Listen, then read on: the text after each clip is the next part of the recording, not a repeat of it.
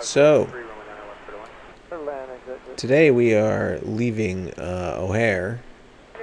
We landed here the other day. We took a flight from Philadelphia to O'Hare, and it was pretty good weather conditions at Chicago.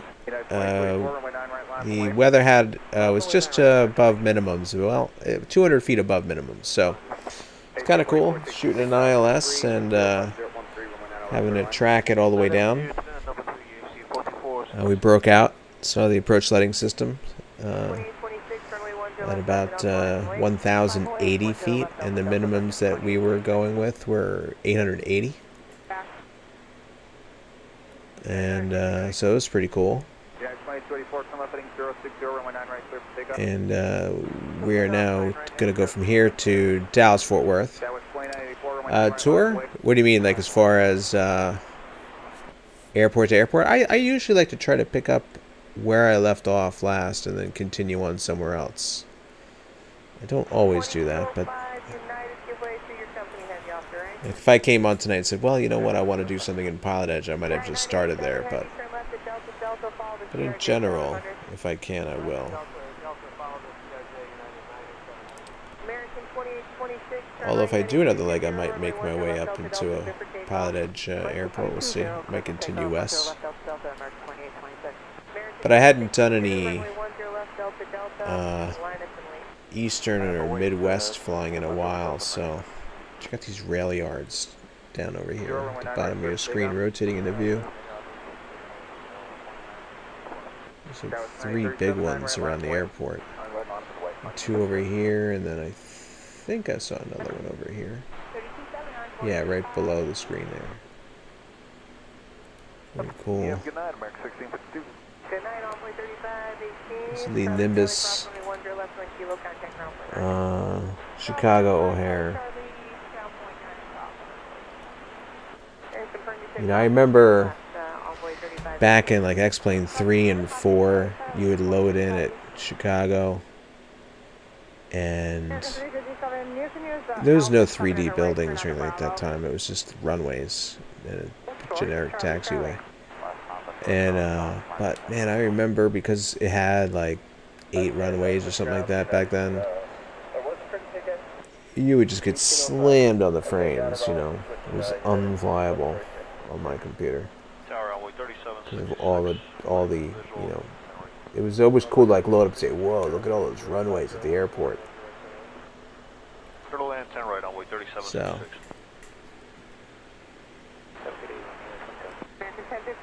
Mr. Malone, rating, thank you, sir. How's it going? Flight to CRW, West Virginia, sometime. And then on top of, oh, okay, I'll check that out. That sounds familiar for some reason. We don't have any service vehicles at the aircraft yet. I'll have to pull those up. Endeavor 3318 105013, runway 9 right, line up and wait. That was plane 984, departure 1250. 50, sir, 2084.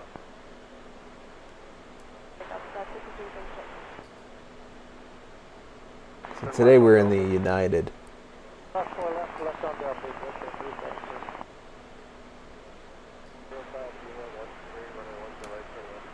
Hanging in the United. Heading to 200.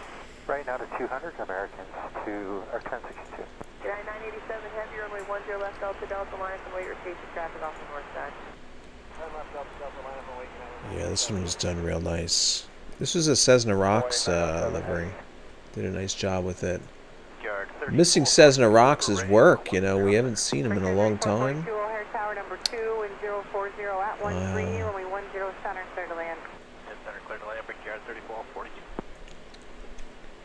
So, it's doing well.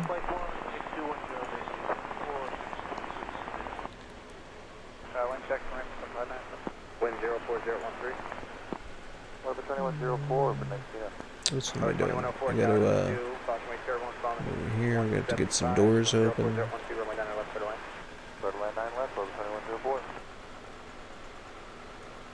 Safety 4114, contact departure 1250. Okay, 4114. Golf for now.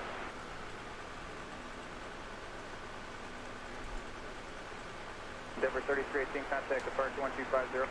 Forward to departure, Denver 3318. Yeah, it's a nice color layout. See, this is let's see, Brosenberg. Hey, thanks for following. This is the colors that I grew up on, you know, as a kid. My first memories of going to an airport and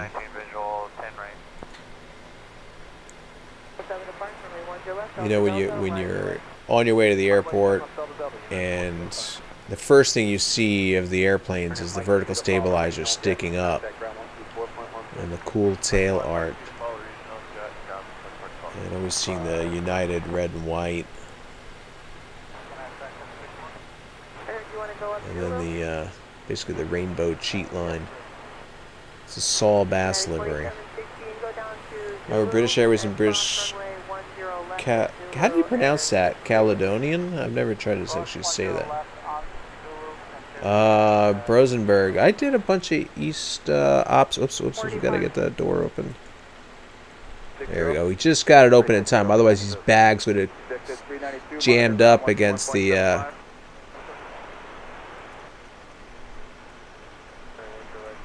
You know, right up against the fuselage. It would have been a mess.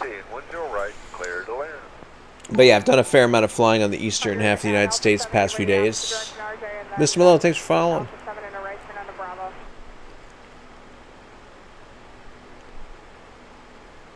United 987 Heavy, contact Chicago departure 1250. United 987 Heavy, I gotta teach myself there's like a way to lengthen the amount of time that bags are coming off of here. The west gate. Charlie, Victor 3440. Denver 5060, you'll give way to the brickyard clearing here in Papa 3. And Denver 5060, give way to the brickyard. Denver 5060, monitor 132.7. 32.7, Denver 5060. Airman Chapter 3771, monitor 132.7. Alright, man, let's get this thing going. There are 14 ATC online. Oh, you know what, Brosenberg? That's the next thing I gotta do. Maybe I'll work on that this week. I haven't done VATSIM yet. I've done a lot of Pilot Edge, but I'd love to get VATSIM going just for the option, you know? And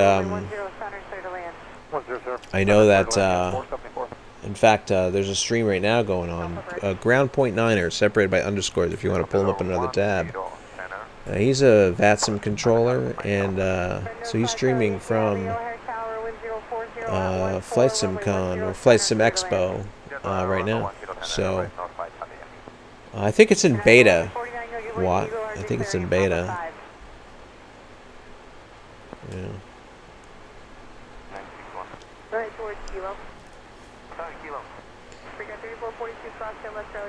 But it's kind of cool because you can see their setup, you know, which is neat. So we're listening to live ATC.net right now, by the way.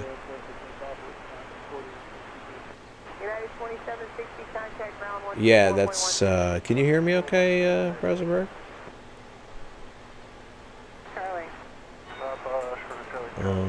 Yeah, that is happening. Alright, let's get the battery on.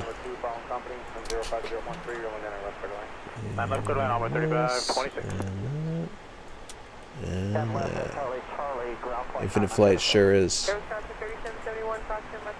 Cool. Yeah, so you do ground underscore point underscore niner. Point being spelled out. Twitch.tv/ground.9er. You'll see his stream going on.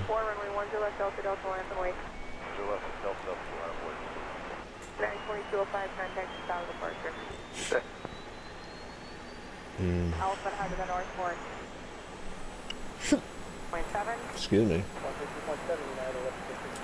So tomorrow will be a good day of streams to check out.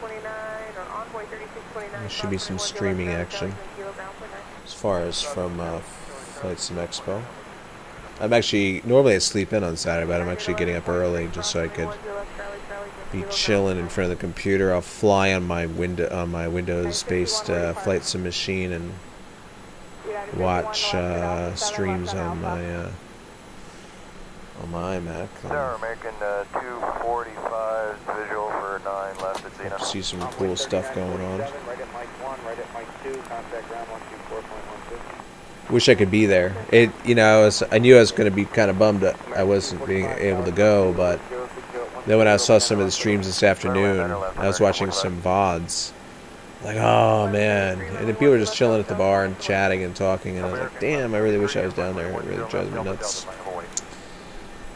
But at least people are kind enough to share and broadcast it, so I'm really looking forward to seeing some more stuff tomorrow. Alright, so we got the AP one, we got the lights on the way we want them. We're gonna come on back up here and hit the yaw damper galley. Right.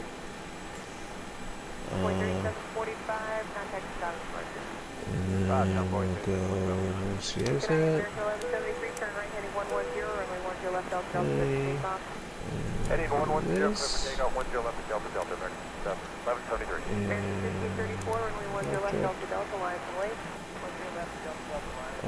Got that roll on it. That. We'll do it at, we'll do 33 again. Let's see elevation of... This is our route. It would have been this weird diversion regardless of the weather, because I like some of the scenery in here, but it just so happens that there's weather down here. Anyway. Okay, so let's see, we're gonna land probably at an elevation of 508.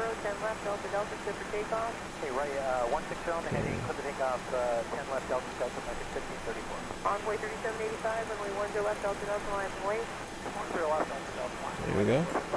Not yet. I definitely want to VATSIM. I do Pilot Edge, but I'd like to put VATSIM in finally, just to have it as an option outside of the Pilot Edge area. I did not. I did it twice, Watt. I played around with all the settings. I even did like the scale down to 2K from 4K, and you know, I'm looking forward to the next rounds, basically. That's kind of where I'm at.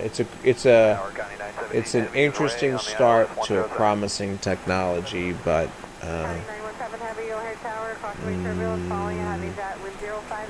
not there for me yet, at least. I know some people are really enjoying it though, and they don't mind the graininess of the clouds.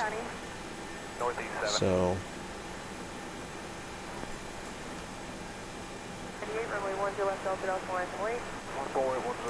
yeah, it's pretty brutal. 629, what's your gate? Oh, we already talked to you. United 1143, where do you park today? Early 24, Alpha 9, left on Alpha, United 1143, Maple 7597, Alpha 7, right turn on Bravo. So we have our Alpha 8 to enter the Southport. lights set the way we want it. Let's get that altimeter setting down here. 297. Oh wait, we need it up here. 294. Okay. Cool, and proximity we're not going to bother with.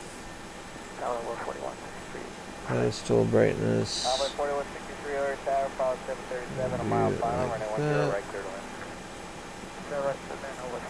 Bring that up, and what we need now is some navs. So we're using really basically Chicago O'Hare doesn't have it's just a vector departure, O'Hare 5 departure. So we're going to be taking off, and once we're airborne, we're going to basically at one point be turned, fly direct to Roberts.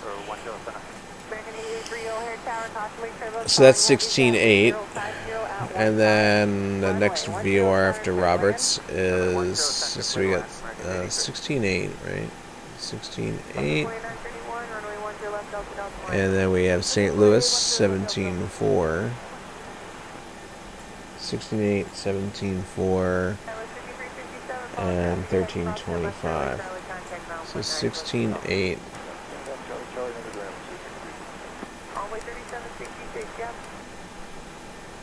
$17.4.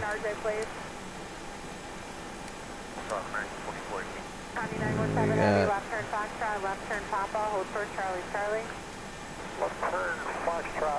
Turn Papa Papa, hold short at Charlie Charlie, Connie 917 Heaven. Envoy 3766, monitor 132.7. Monitor is 32.7. That was 5357 and Delta 805 should be monitoring 132.7. Alright, so that should work. Frontier 1419. Do you fly flight plans with sim brief? Sometimes, when I want to get like a fuel. I'm not sure I could do that for this flight. When I do FMS and I want to get like the winds aloft, I'll use it.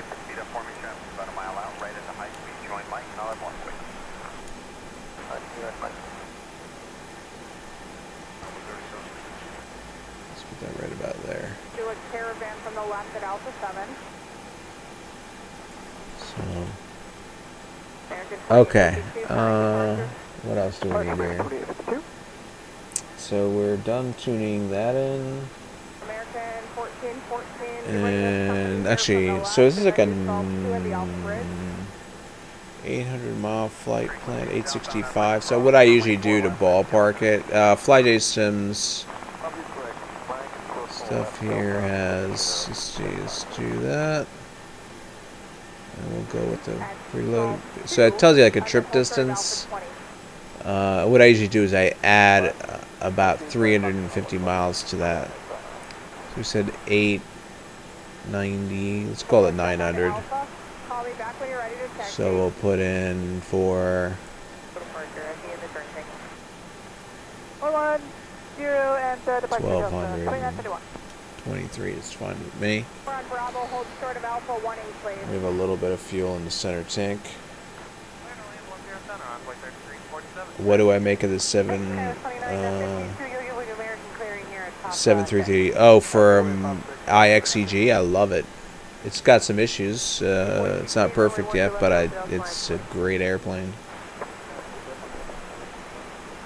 And I'm happy to see that it seems like they're going to be putting their next update is going to be a significant effort in improving the VNAV, which is a long-standing complaint of a lot of people. American 2418, monitor tower 132.7. 32.7, monitor American 2418. Okay, so we got that there.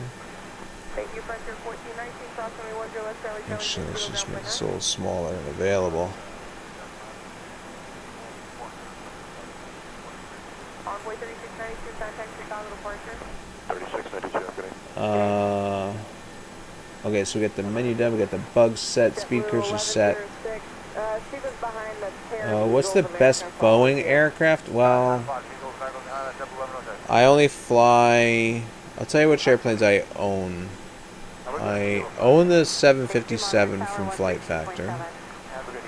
I think it's a cool looking airplane. Some people complain like about its. I don't know. They complain about the modeling or the texture. I'm not really sure what the complaints is, but for a Flight Factor airplane, it's. I own the 777 version 1. I guess it's up to 1.9 something. That thing was cool when it first came out for version 10 of X-Plane, but it's in sore need of an update, so I never fly it anymore. But it was the first airplane that I was able to fly an X-Plane that had like a fully programmable FMS, so I thought that was really cool. Then I got into the FlyJSim 732. I think it's a great airplane. It's one of the best modeled airplanes in X-Plane, I think.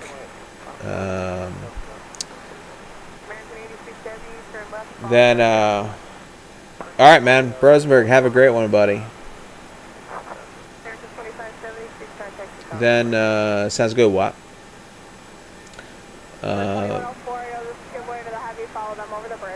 The 757, yeah, I just never fly it. I bought it, but I don't really fly it yet. Not that I won't. I just haven't gotten into it yet.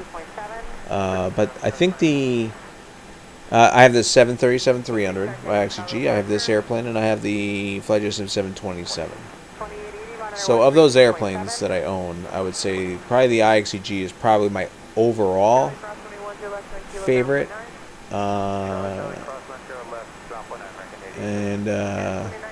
Yeah, this is. I think the 727 is the best hand-flying airplane of the FlyJSim series right now.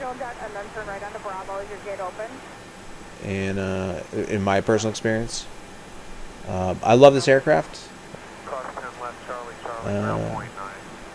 Yeah, they're all very close to each other, in my opinion.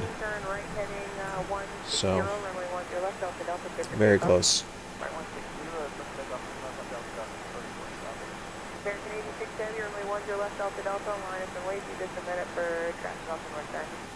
Alright, let's see where we're at here. So we have got to put in the courses. So we don't have a signal yet from Roberts, but the course is 191. By the time we get off the ground, it's going to be a little different, but I'm just going to dial that in there for now.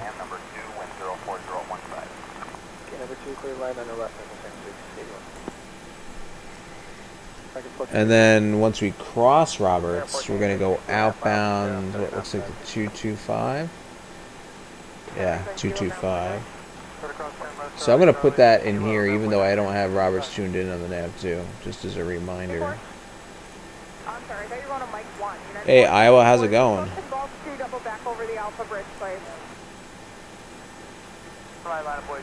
Alright. So we have the HSIs tuned for now. The heading. I think I'm going to take them off out of 10 left. So,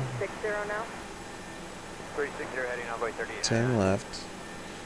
10 left is 093 degrees.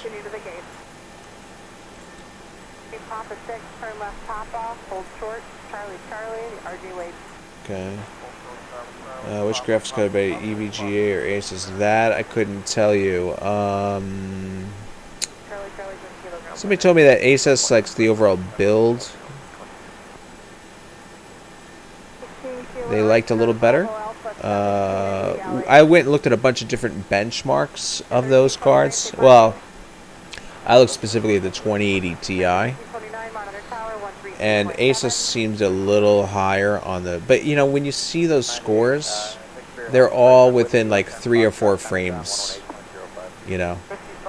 So it's so close. Thank God it's Friday. I hear that, buddy. Microsoft... Yeah. Yeah, these days it runs real good.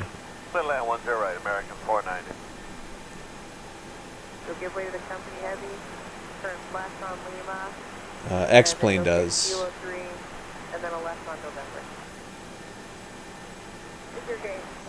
Riley, this is Nimbus. Nimbus payware. It's pretty nice. I'll give you another exterior shot as we go along. Okay, we got the heading in there. What altitude are we going to do? Let's put it initially at 5. Well, let's just see what the official altitude is on the departure. The departure is shown as 5,000. Okay. Microsoft seems really glitchy all around on your PC and you have a 1080 Ti. Okay. Yeah. Did you try like any kind of YouTube videos that talk about maybe like optimizing settings for Microsoft FlyJSim? You can do that way too. Kilo 3 is fine, and then you can head towards Lima, and then you'll follow the company heavy out. And you want to stream it? So, are you like? Well, let's say you're not streaming it. Run well when you're not streaming. With the Ryzen and the Intel Core i7. I don't really have any experience with the Ryzen 2700X. Is that the one that's currently out now, or that's coming out soon? Like their next round. Catstrader, if you follow him. Yeah, Catstrader, I think, did a stream with some Ryzen equipment, and he seemed pretty happy.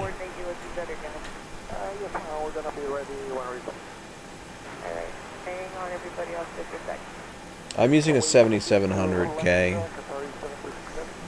I heard a lot of people love the 8700. I doubt it. He's probably at FlyJSim unless he's going to stream. Usually if he streams, it would have been started by now, but sometimes his schedule shifts.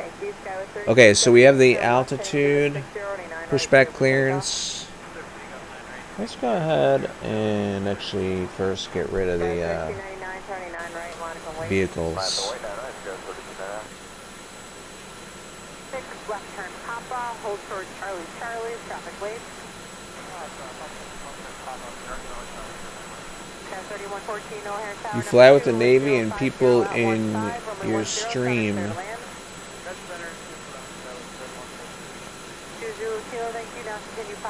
Yeah, it's pretty incredible, right? The realism that you can get on these. So what do you stream if you're saying that makes it sound to me like you're streaming stuff other than flight simulation?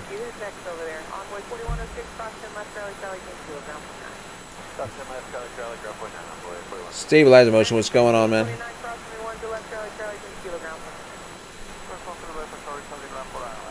Alright, so we can slide this up, do a little drive-away action.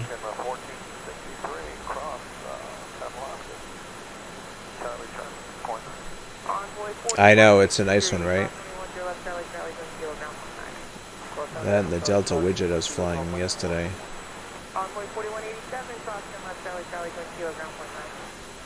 Charlie Charlie, 0.9, envoy 4187. Envoy 4104, cross left Charlie Charlie, kilogram 0.9. Envoy left Charlie Charlie, kilogram 1.9, 1.1. Okay. Stay behind the Gulf Stream. Top of 5. And we'll turn left, we'll pop it 6 now. We'll turn left. And we are going to Mike 1. 6267, I copy, Papa 6, left turn Papa, hold first Charlie Charlie. Left turn Papa, hold for the coast. Defender 432 heavy at weight. Defender 432 heavy, O'Hare Tower number 2, wind 040 at 16, runway 10 center, clear to land. Plan a left turn off. Lufthansa 432, good land runway 10 center. And what's on up? Nimbus KORD, yes, it is Nimbus, yes. 21 double back onto Alpha behind the company 170 over the bridge. Ooh, we just closed the back door too soon. Hold short of runway 10 left. Meant to close the front one. And do so behind the Deranged Ad, thank you very much for following.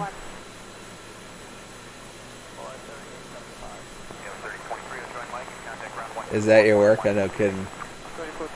5 Crew Chief, hey man, how's it going? He's good here.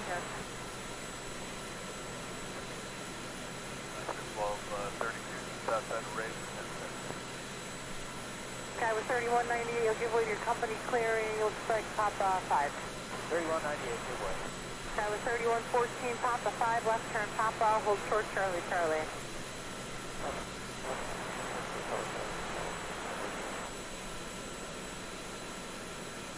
Oh, we ducked behind the building here. These guys, they stand so at attention. They're like those guards. Those big black hats.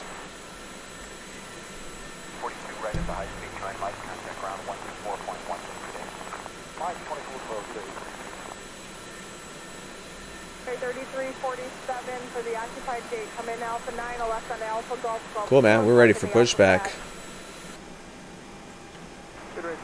Alright, so let's call them up. Good evening, 1709 ground to cockpit. Please show me where you want to go. Ground to cockpit. Tow is trotting up. So will they push you back and give you hand signals? Hand signals, I think they do somewhat. I don't usually pay attention too much to it, but yeah. This is called Better Pushback that is available for free with X-Plane. And that's what's coming up now. Left on Alpha 7, left on Alpha Golf, Golf 2 in the Alpha Bridge, join Alpha behind the American 737. It's like one of the coolest plugins that came out for X-Plane relatively recently. Oh, we got the Formula 1 pushback. Usually it's the bigger one, but can you change the RGB colors? As far as what? You mean like on the Founders Edition? Ready to connect. set parking brake. 95 over the bridge, set give parking way brake. to the undertow aircraft at Alpha 21, Connie 917 heavy. After the undertow, continue Bravo, Papa, hold short, runway 9 right. Winching strap and adapter in position. Release parking brake when ready to start pushback. 132.7. 3240, are you up? So yeah, mine's the Founders Edition from the 1080, and no, you can't change the color. I don't know though. The new Founders Edition stuff might, because it seems like all of the manufacturers are going RGB. Starting pushback, and you may start engine. Maple 7681. Alpha 7, right turn onto Bravo, use Alpha 8, Alpha 8. Now I had a little American 1463, of the Alpha 9, left on you Alpha, customize where you want it to push you back, Golf, and that's he made an adjustment for where I misclicked. Look at these guys just trying to squeeze by last second. Alpha 9 and a right turn onto Bravo, Envoy 4104, Alpha 9 and a right I should have turn turned on onto Bravo. my Envoy 4106, nav light before Alpha pushing. behind the American 73, please. All right, let's get that anti-collision rather. Okay, so fuel pump's coming on, and pack coming off.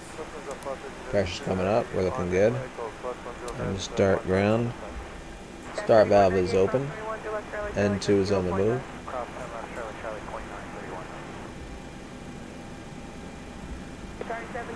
Well, I do my own flight planning. But there's a lot of options for people these days in case they don't know like how to find a flight plan or create one, which is really cool. But I've always enjoyed like picking my. I modify my routes all the time to fly over areas that look interesting to me and stuff like that. Blue effects. I changed colors. I don't know which I can't. Oh, blue effects cool.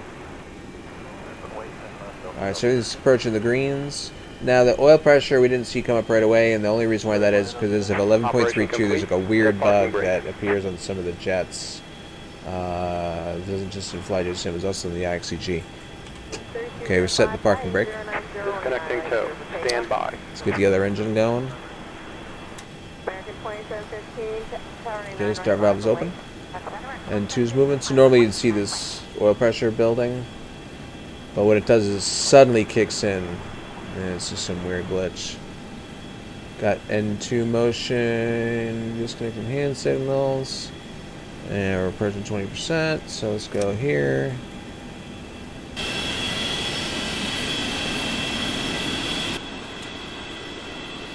So the sound on this plane, as you guys will hear, is absolutely amazing.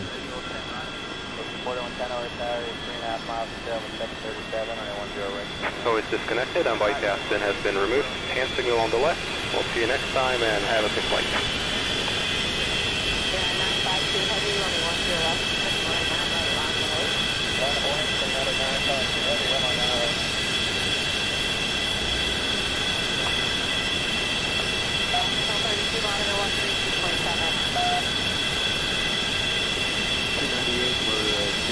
Yeah, you can really, there, he's giving us the hand signal over there. Right on, clear the lane 9 to the left, 298. Thank you, sir. This is my thumbs up to him. There we go. Alright, so let's do after start check. Generator's coming on. And, let's see, we are... Torpedo heat coming on. And packs. APU bleeds off. Pressurization system's coming on. APU generator off. And start. And then let's do our flap setting.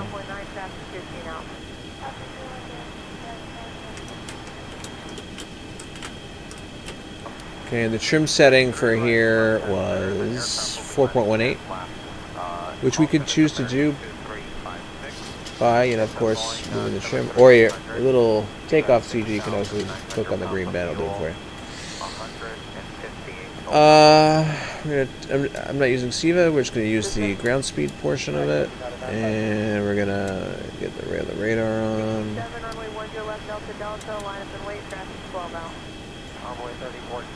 Ashman, how you doing, buddy? Yeah, the RG. Okay, I'm going back a little bit. So JetBlue 495. That's funny to range that. I hear you though. Yeah, it's so cool.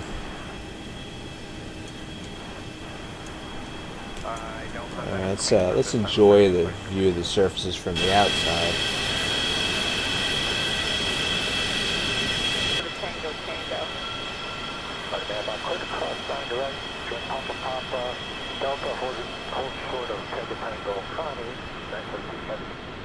Yeah, 952 Heavy, do you anticipate departing again? Yes, we do, United 952 Heavy. Okay, United 952 Heavy, you turn right on Golf and just pull to the Golf 1, let me know when you're ready. Okay, right turn on Golf, let's go, Golf 1, United 952 Heavy. 2.7. I'm a 3906, where do you park? Thank you, monitor 132.7. Oh yeah. This thing is ready to start rolling.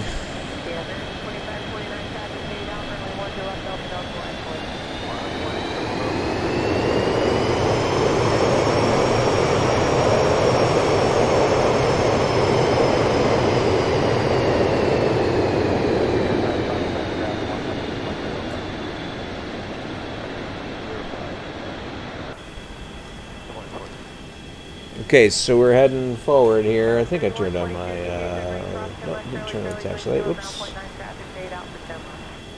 And let's go over to the airport diagram. So we are over by Bravo. Oh no, I think we're over by Kilo. If we want to cheat, we could turn this on. Okay, so yeah, we were by Bravo. So what we're gonna do is basically take this out to. We'll sort of follow the lines out to the Alpha, and then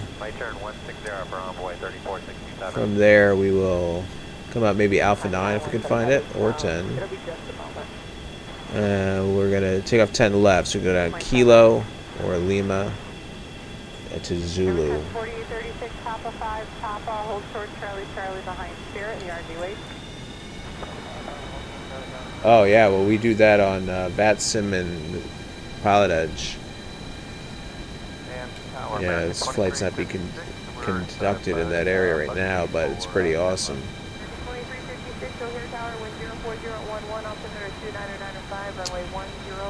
Terrence License, hey man, how's it going? Yeah, we'll have to check our brakes possibly when we stop. Yeah. Now VATSIM is free. There's another called IVAO, that's also free. That's more like an overseas thing, I believe.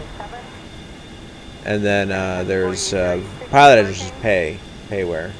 It's like a pay service subscription. 4836 monitor tower 132.7.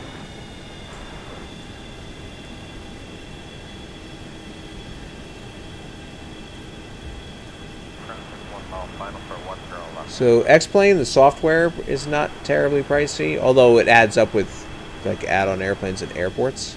But to get started, it's not a big deal. And the 737 is available with this thing called the Zebo modification. It's incredible. But the equipment, you need a pretty good computer to run it. So that can start to get up a little. This is Alpha 9.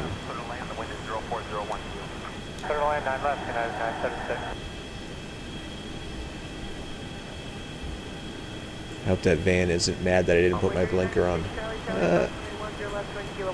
Wah wah.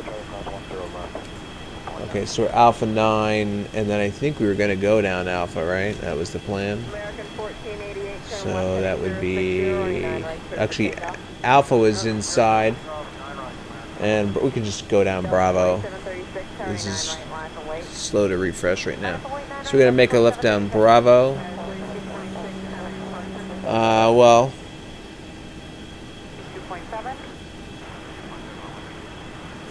Hold on, let me look out the window again. 3276, Okay, yeah, Bravo, Alpha 9.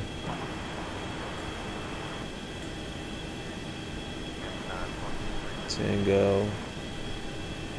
Harrison 2356, go to 119.25 and the vehicles will be on that frequency list.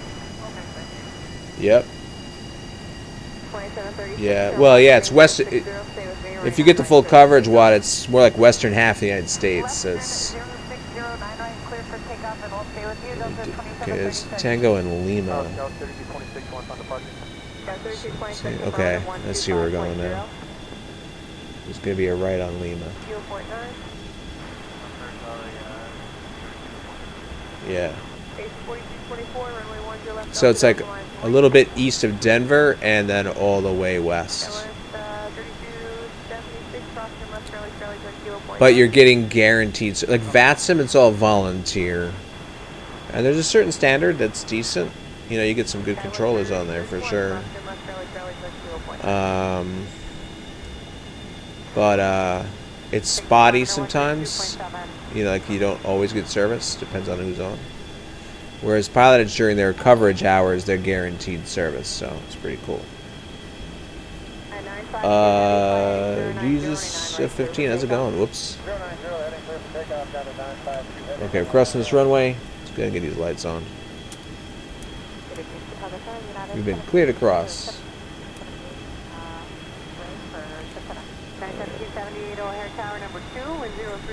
And we're basically going to bear to the right here.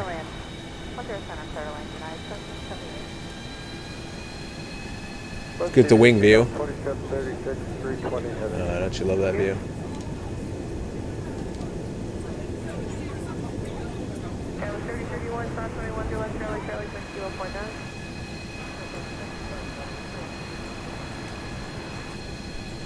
Looks like they gotta fix this taxi line here.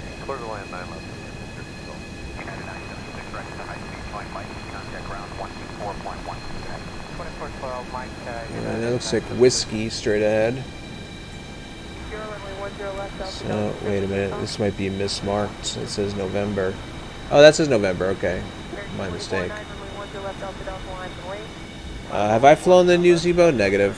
But it looks awesome. I know people are enjoying it. Calvo, man, what's going on?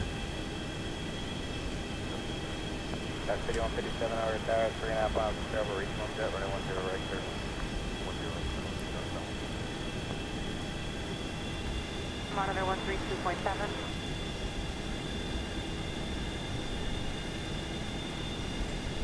Let's see what our ground speed is. It's actually a little fast. At 14, we're good.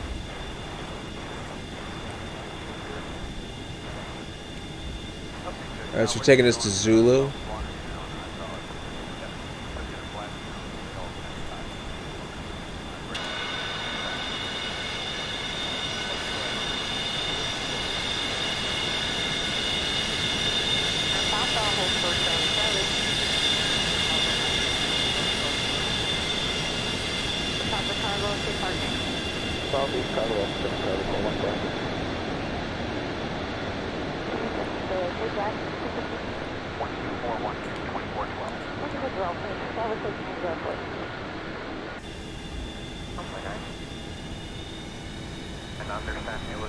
I thought there was. Who does the 700? Isn't there like a... Or is that one of the other folks that... that's where I get confused.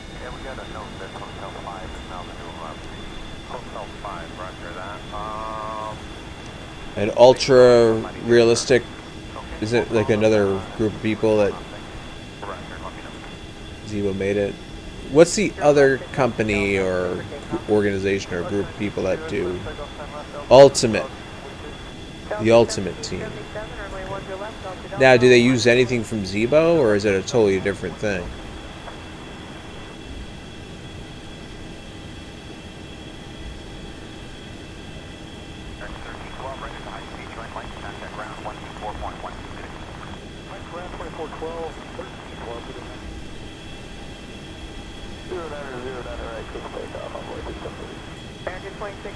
They collaborate, okay.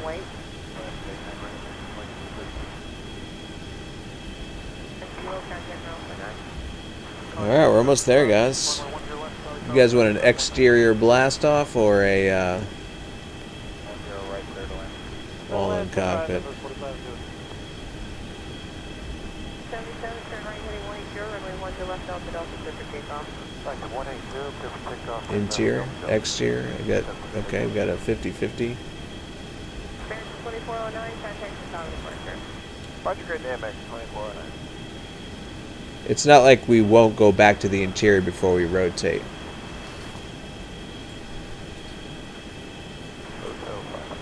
Thank you, Monitor 132.7. I would, if I do an exterior, I'd line up and wait for a second. AC4110, safe parking. So the basic plan is that we are going to, after takeoff, Tower show 5059, Ray inbound. we're going to basically fly, and then I'll continue toward the shoreline a little bit so we can see the Chicago scenery. It's not fully drawing in from this distance, so when we get close to it, it'll be pretty cool. And then we'll start heading south, and then we'll be like direct to Roberts.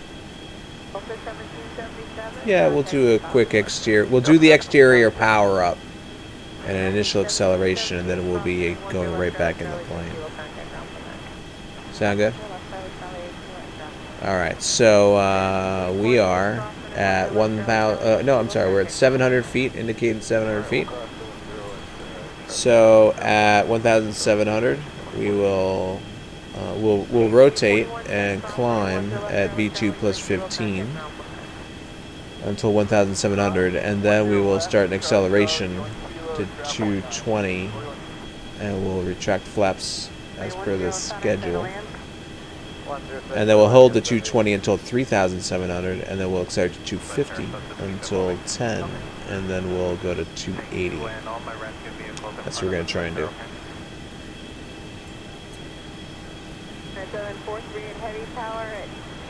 Alright, line up and wait. We had the lights on from before we were crossing runways. So we just got to shut the taxiway. Although probably the taxiway would still stay on until the takeoff clearance is given. God, 670 is Zena.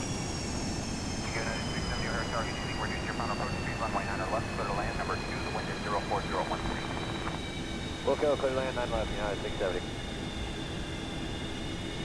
What departure clear land 295 today? Good night, only 3591, runway 10 left Delta Delta line and wait. 5 away, 10 left Delta. They're getting line up and wait.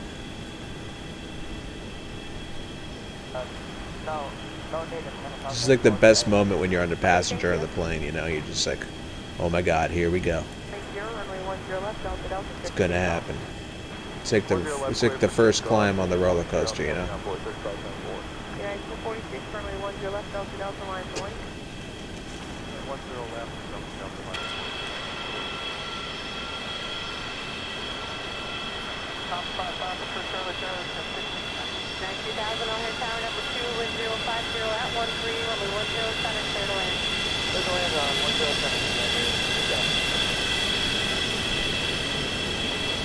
Hey guys, turn up your sound if you dare.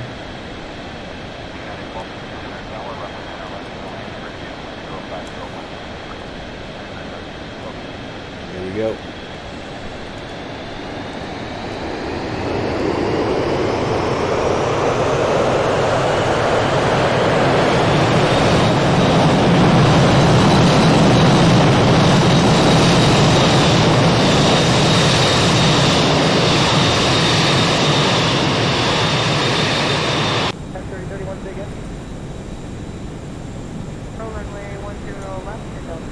Crosswind here, 80 knots.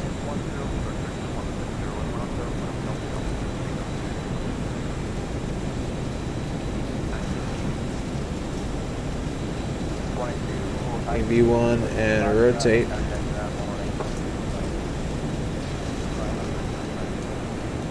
The rate gear's coming up. Turn left, Papa, hold short, Charlie, Charlie. 3857 Heavy, O'Hare Tower number 3 with 050 at 13, runway 10 center, clear to land. Clear to line 10 center, FedEx 3857. Tower, runway 3858, just passed ready for 10 minutes. To land with 050 at 13.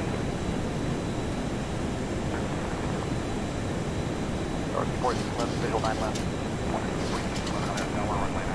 1,700.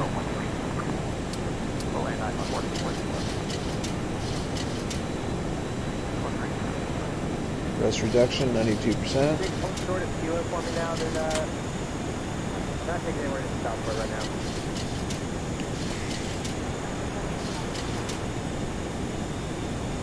Sure, it's 170 if you end up doing.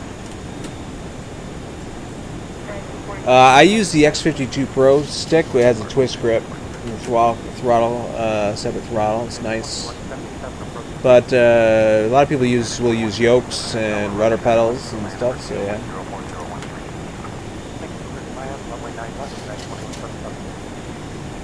190 flaps coming up.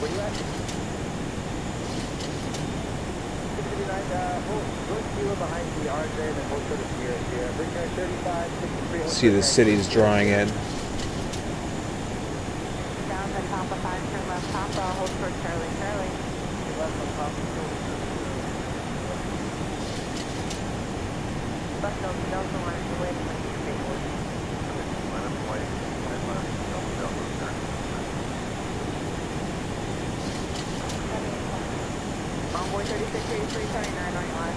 Alright, we're 3,700, so let's get that there.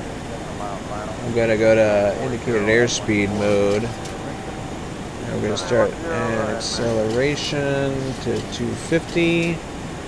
And let's pretend we've been cleared up to level 330.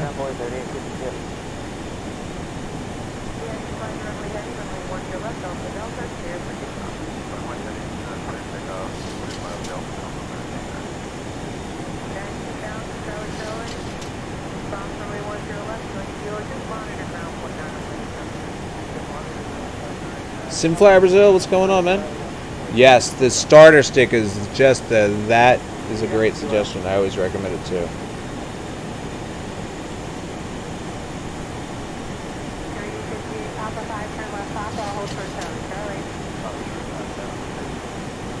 Actually, let's keep it tight over.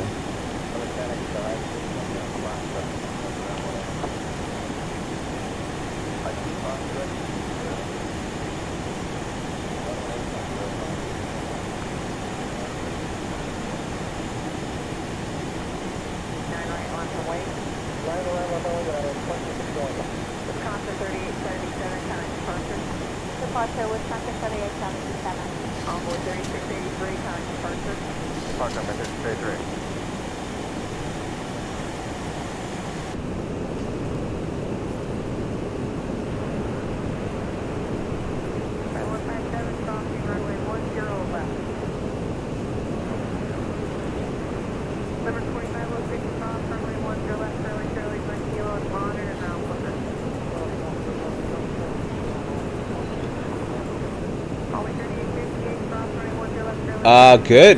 Yeah, Simfly Brazil, good, man.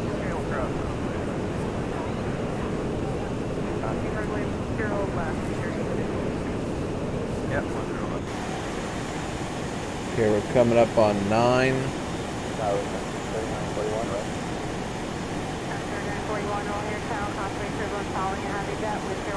Yes, the Windy City. So I still don't have a signal yet for the VOR Roberts. Oh, there it is. Perfect timing. Alright, we're above 10,000. Starting acceleration at 280. Oops.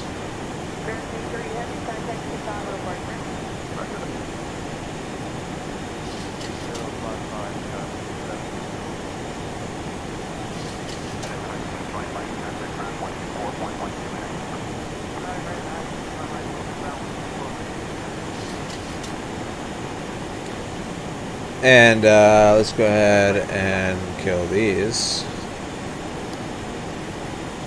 Alright, Direct course looks like about 195.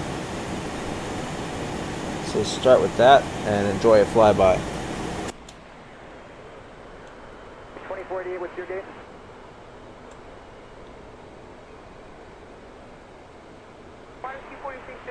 Turn right, heading 180, runway 10 left, south, to takeoff. Right turn 180, left, Freaker 36.6, cross runway 10 left, Charlie, 20 kilo, contact now 0.9. 4014, runway 10 center, clear to land. Clear to land 10 center, Wisconsin 4826.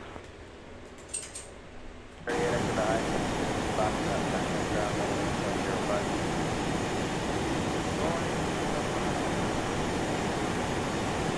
Okay.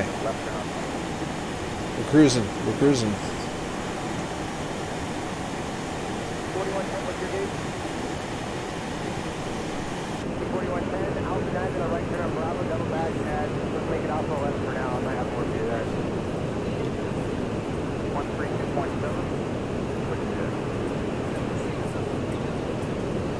They're on sort of gear number 2. Where are you guys going? What are your numbers?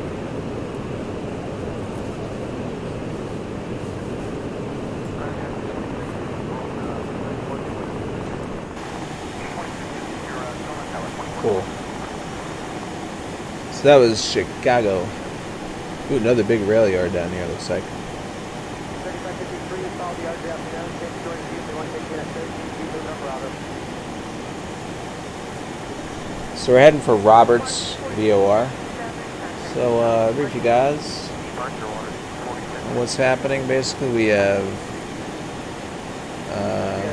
flew over the city. Now heading over this way. And Roberts is not, it looks like it's over here, but it's not to scale. It's actually all the way down here. And then outbound from there, we're going to be on J19.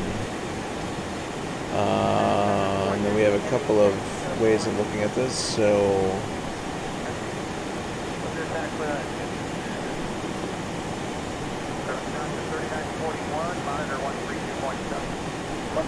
here's Roberts over here.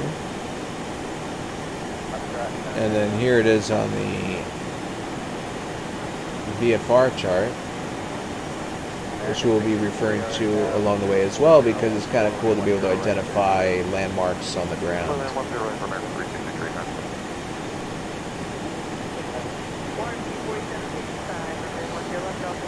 So there we go. So the Kankakee River slices, looks like about the halfway point or a little more to Roberts and the city of Kankakee. And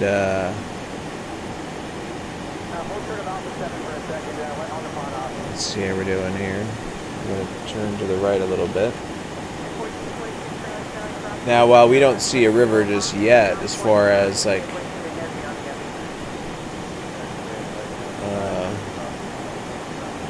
seeing the water of any kind of river, if we look carefully out here, we can see that the land itself, you know, basically, I guess I don't know if this is farmland probably, but it's a little dry looking right now. Could be that it was photographed sometime in either spring, alright, or over the winter, but there's a lot of green, some trees have some green, so it might be spring.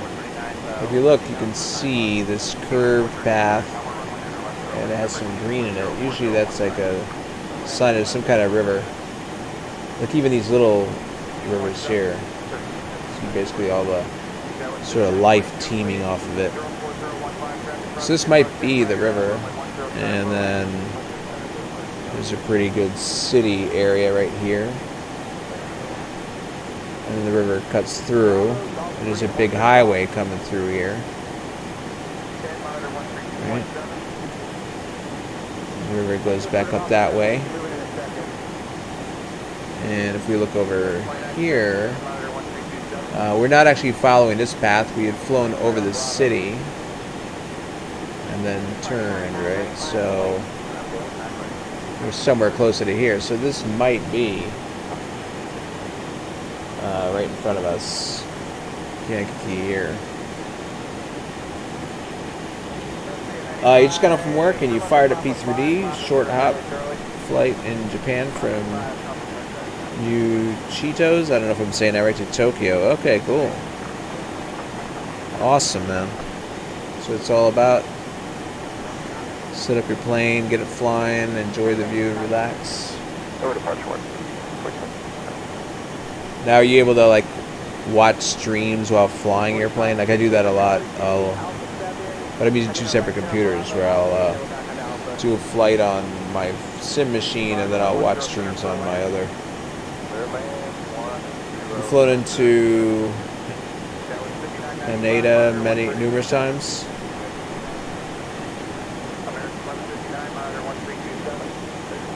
So you can see also this crisscrossing runway over here. Let me zoom in on that for you guys.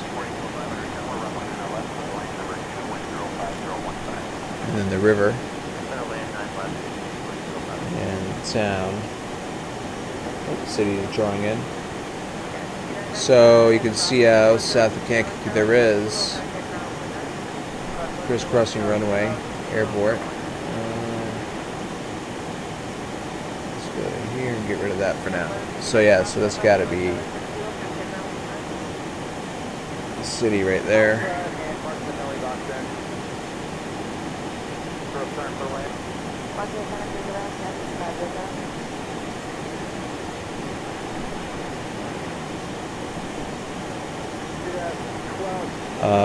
Mamba Gator Gaming, hey man, how's it going?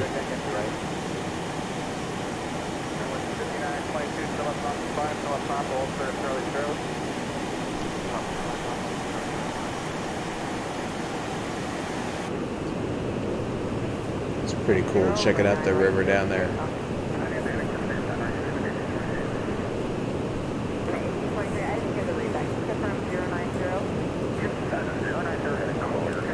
Wife's at work, so she won't be complaining that I'm paying more attention to the sim than her. Yeah. It's a balancing act, right? Sim time, wife time.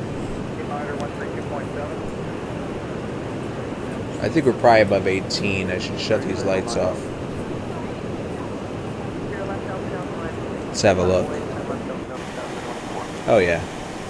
You should be on 2902.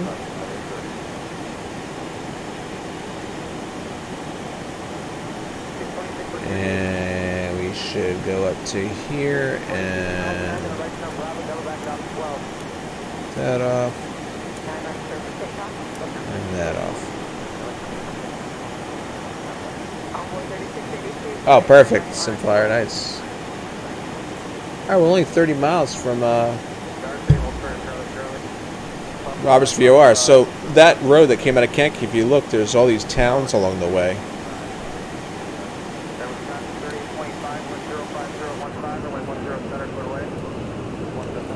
Just one after another.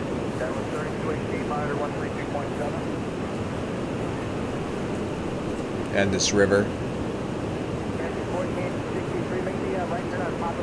And so we can see that those would be like, let's see. Click on the Chicago. So when you do World VFR, it's very convenient because it's all stitched together, but you can't zoom in as close. When you click on the individual VFR charts, you can zoom in closer, which is pretty neat. So it looks like the Iroquois River is going along here. And you can see on the highway and these towns like Chebanese, Clifton, Ashcombe, Danforth, Gilman, Onarga. Probably messing those up. Buckley. And just one after another. This one, here's another one here. Okay, another one, little guy right there.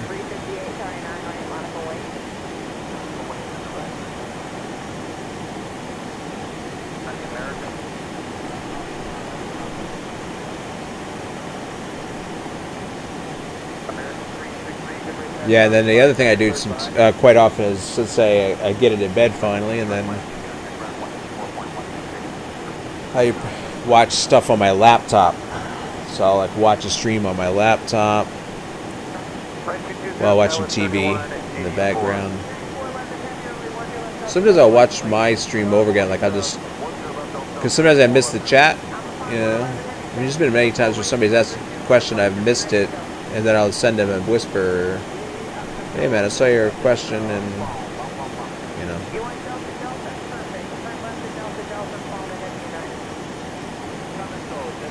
But sometimes it's just cool to like watch the flight over again without concentrating, you know. Because flying these planes, there'll be times where I want to look at this out the window, look at the scenery, but I'm busy like doing the next course.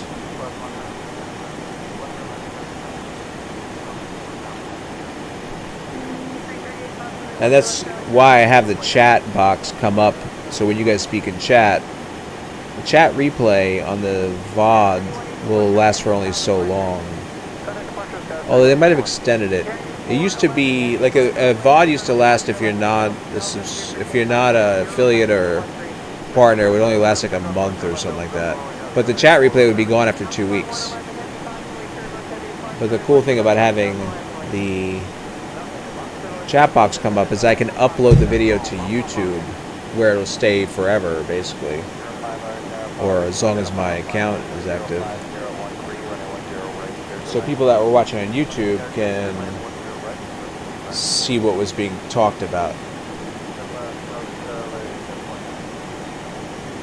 I'm going to make a turn to 225.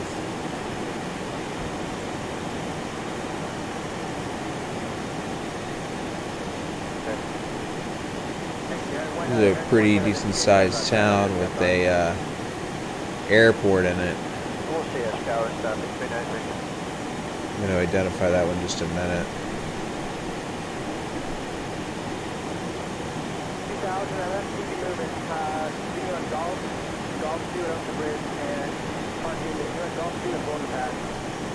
So that one right there, the airport, you can see right there.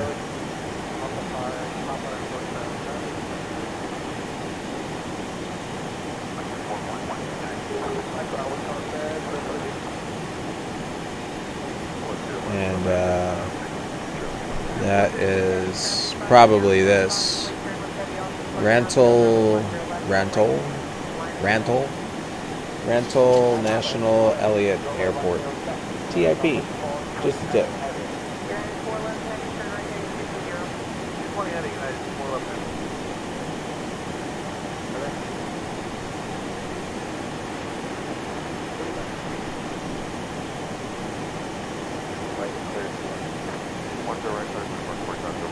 I tell you, one thing about living on Long Island is that it's impossible to get lost for any length of time, because you're either going to hit New York City or Montauk on either the east end or the west end of the island, or you're going to hit the Atlantic Ocean or the Long Island Sound. You can only go so far. Whereas you look around, you know, inland, and I mean, you can just drive on a road for hours in the wrong direction.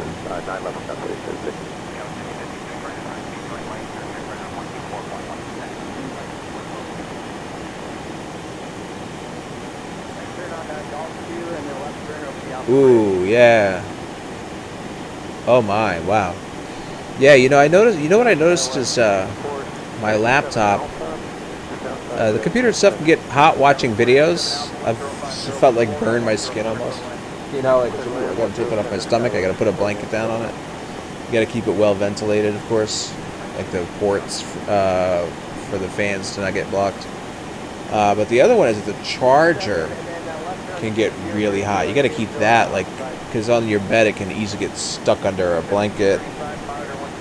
And my charger gets scorching hot too. In fact, when I was making tiles, I used to use my laptop to make scenery tiles. And anytime I'd make tiles, that thing would just get really hot. I probably went through 3 chargers during the time I was making tiles on it. I'm attributing it to the heating up of the charger while making tiles. Because I'd have it plugged in, the battery would be at 100%, but it was basically supplying all the electricity for the work. That's a pretty big city. So we're seeing basically, so we turned over here, and I'm assuming that big city is this one, which is Champaign. Right there. And then this other populated area.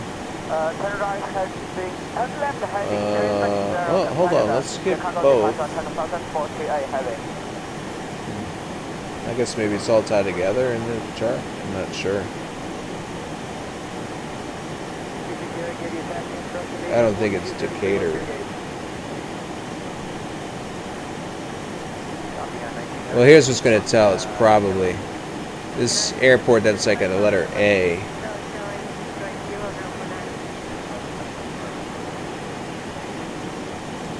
So,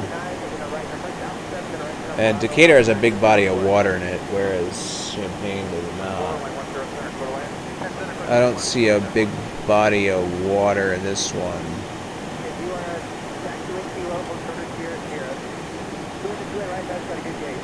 But there is Decatur with the body of water out there.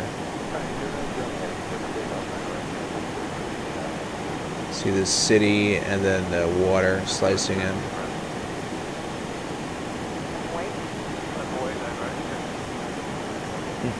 Turn to the left a little bit. Of course, my life would be easier if I just decided to use the track function, the VOR tracking function, but it's more fun to keep it tracking myself.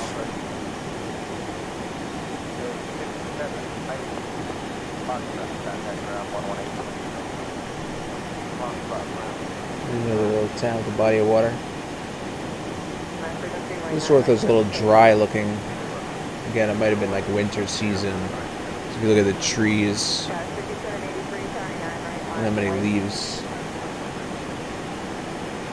Then out there, there's like a nice green patch.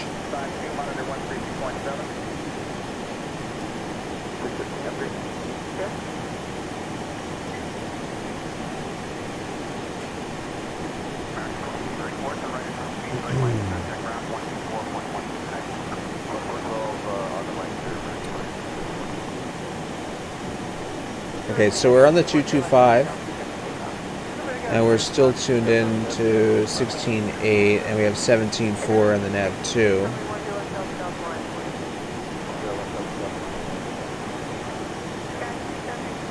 We have just over 1,000 feet to go to get to our cruise altitude.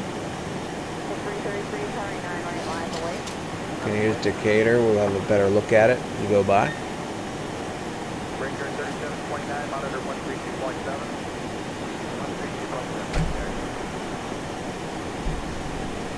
See, now that would be, although now reading that again, SimFlyer was, if your wife was home and then you were trying to juggle time, and well, I'm going to do some flight simming, honey. Oh, and I'm going to use your iPad. that would be like a double whammy. She might not be too happy about that. Unless she had some other internet access.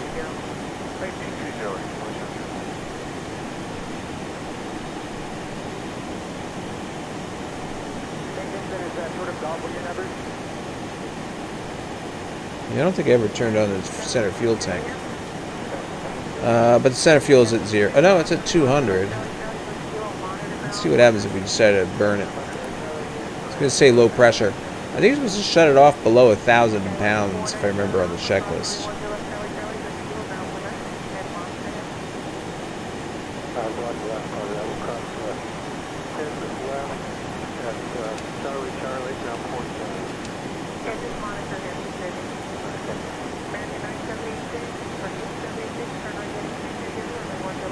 When we level off, we'll settle out at 0.74.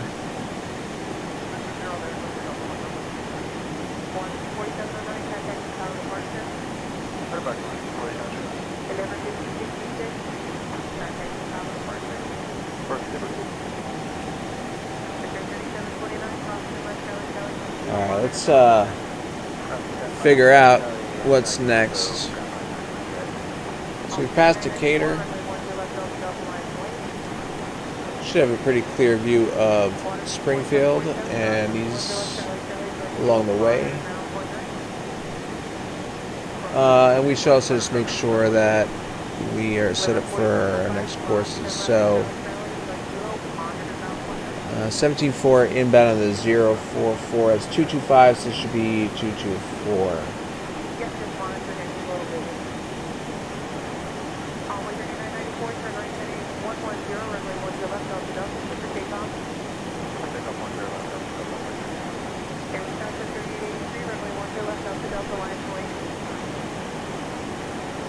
This is interesting also, like you see a lot of these here where you see the highway kind of going around the town. I've seen that on the 5 in California. That's where I first started noticing that. But then what's odd is there's really nothing built up in here, but yet it's going drastically around. And the straight line is probably the railroad track or local road or both.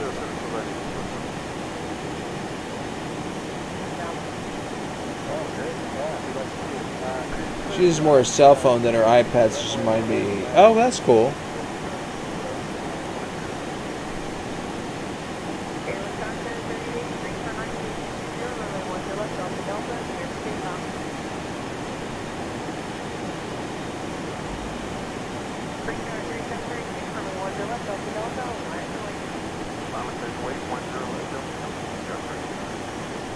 Okay, we're pulling this back to 80. We'll put it at 82% for now.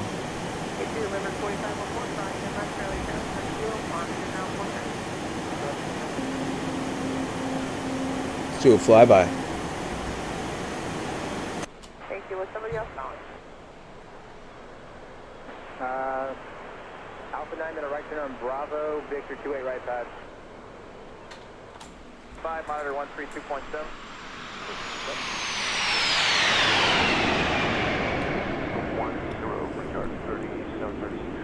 3264, runway 1 to left, Delta Delta, line away. Oh, look at that. Vortices. Victor 4. 1742, heavy line up away. Gotcha, thank you. Wisconsin 4869, contact Chicago departure 120.55, good day. Departure 120.55, Wisconsin 4869. Wisconsin 3788, contact Chicago departure 125.0, good day. 350, Wisconsin 3788. More runway 9 left, total land, 10501. Total 9 left, United 474. Q4, turn right heading 160, runway 10 left, Delta Delta, set for takeoff. Alright, right there 160. Excuse me. Sky 597 Alpha, runway 10 left, Delta Delta, line away. Line away, 10 left, Delta Delta, Sky 597 Alpha. American 1505, Charlie Charlie, cross runway 10 left, wind kilo, monitor ground point 9.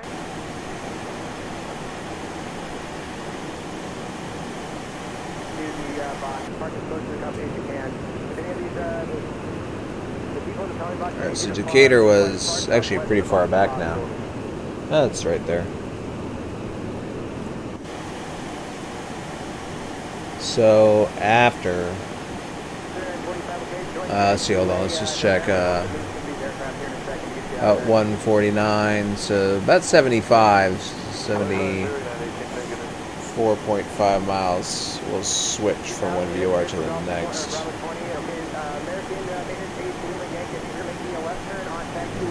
Decatur. You should see up to the right,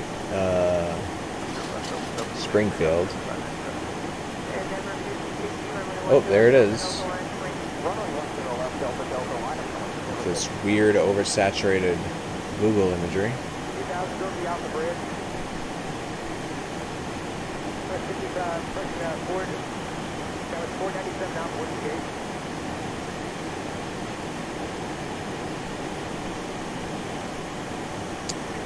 And we're more than halfway. So switch over to 17.4. And we'll put this at 224.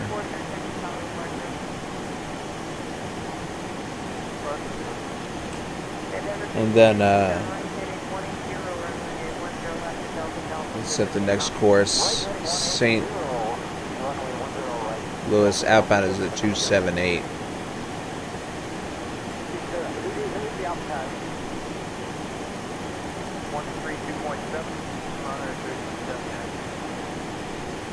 Okay.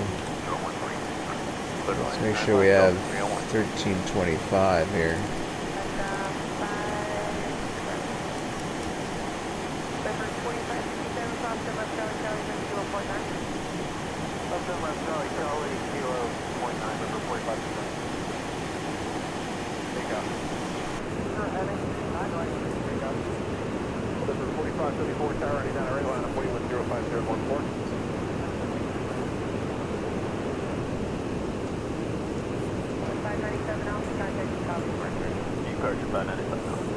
Okay, this little town with the body of water there.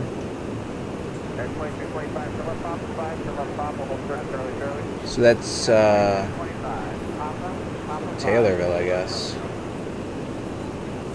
Got an airport, perpendicular runways.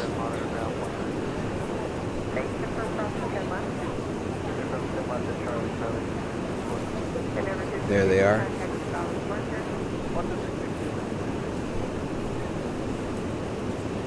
It's kind of an interesting taxiway. A little turn around there. Turn on taxiway Yankees, and it's going to make 4 right turns to get back to the same position. South Crossway turn 171, runway 10 left, Delta Delta line, wait, 04015. Got the wind drifting off on us here. Just let it resettle itself. 830, outside the Southport then.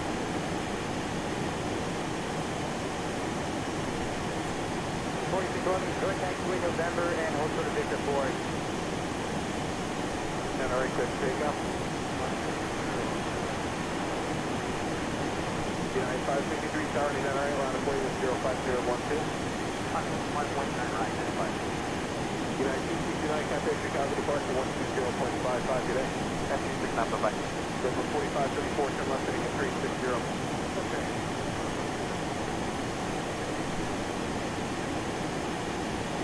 So that's just good gauge, go over the Alpha Bridge behind the United Bus. Ridley, hey man, what's going on? We're on our way to Dallas, Fort Worth, out of Chicago.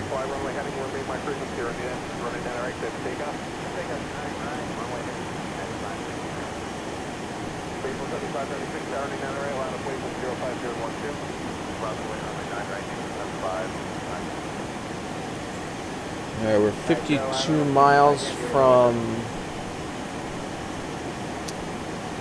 let's see, 52 miles from St. Louis.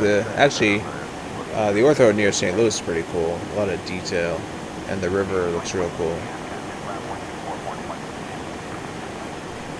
So we identified Taylorville before. Got a bunch of cities coming down this way, and along this side too.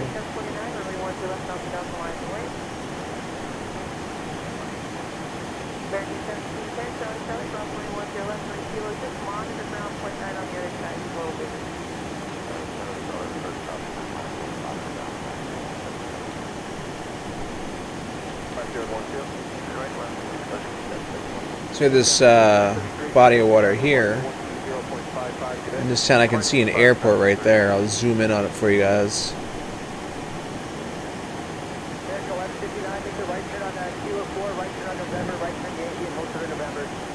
Single runway. Elongated river.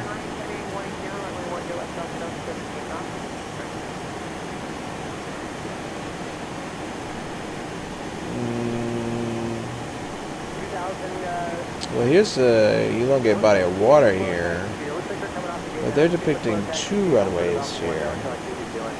So I'm not sure. It might be Litchfield, but it's kind of strange. I'm really seeing. Maybe we missed one. I think it's here actually. Yeah, there it is. So that's Litchfield.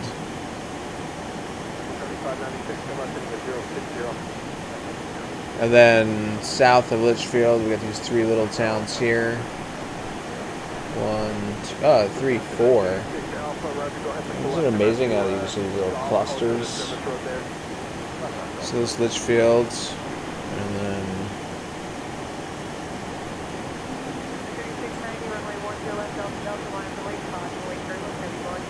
it might be. I don't know if we're seeing these.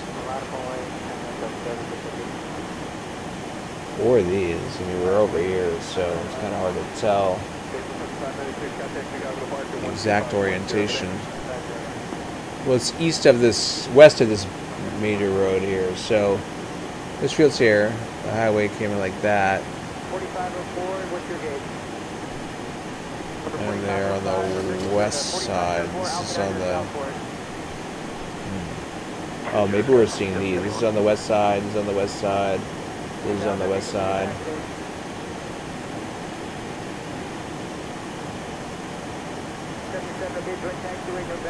Alright. Oops, let's turn back on course here. So over here you can see, let's just line up with it. The window blows back on here. This is like the St. Louis area basically we're coming up on here. Alright, so we're tracking, we're a little bit off to the side right now. What we're seeing is the Mississippi River cutting through St. Louis. We should see this airport's very distinctive, these staggered runways. 3 parallel and staggered runways that intersecting. So we'll see that as well.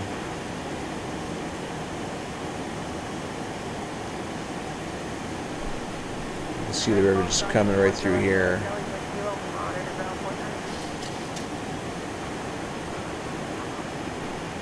Going up that way. Hey, Super 80 Tom, what's going on, man?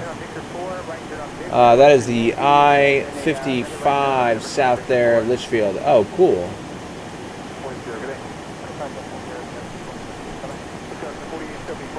So where we were looking over here, Litchfield, so this going this way is I-55. Oh yeah, there it is. 55.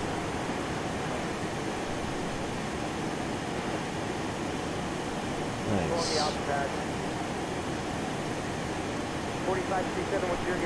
Thank you, sir. How you been, alright?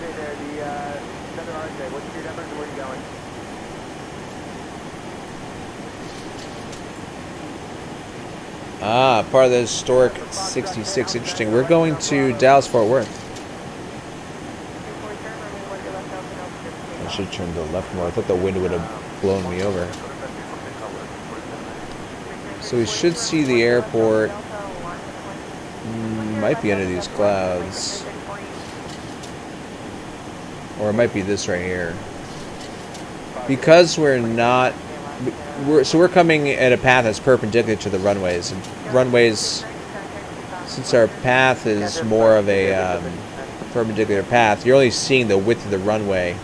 Yeah, this is the airport. Whereas if we are coming directly in line with the runways, you see them from much further out because you have all that extra pavement to see due to your line of sight. Kind of an interesting effect.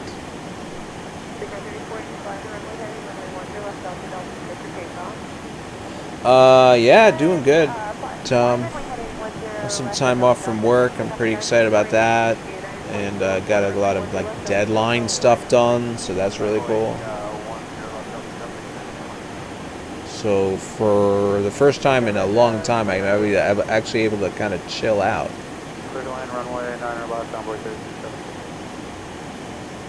To some extent, as far as work goes. Anyway, so we're seeing the Mississippi River coming through here too. It's pretty cool. So here's St. Louis Airport. I would love to see this get a real modeling done. It is 3D. It's got Lego brick.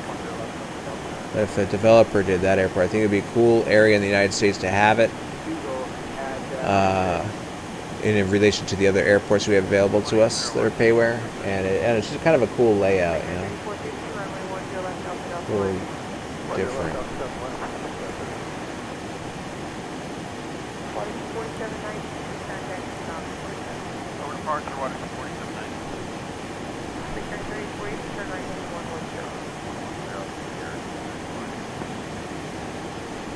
And obviously you can see the ortho is pretty neat around here.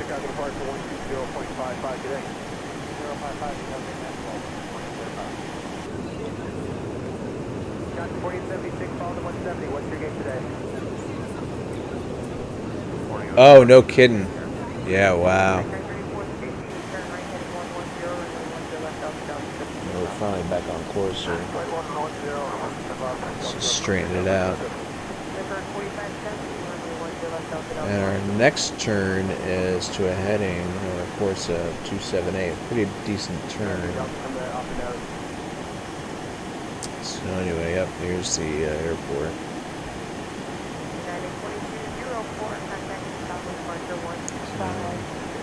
My buildings are not drawing in just yet, I don't think. But I think the latest, yeah, there it is. I think the latest version of X-Plane might have these already in there. Like you don't have to download it.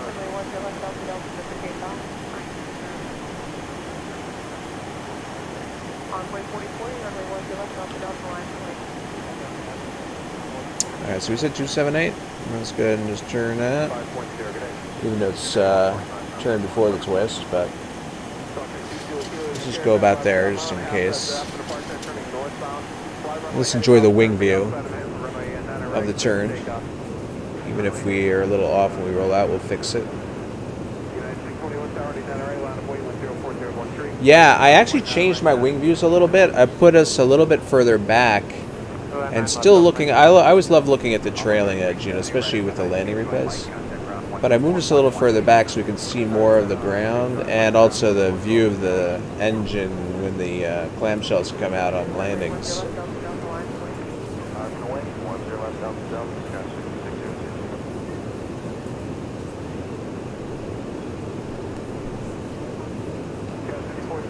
And then it gives us the option to kind of like pan around like that. Still see a lot of the wing.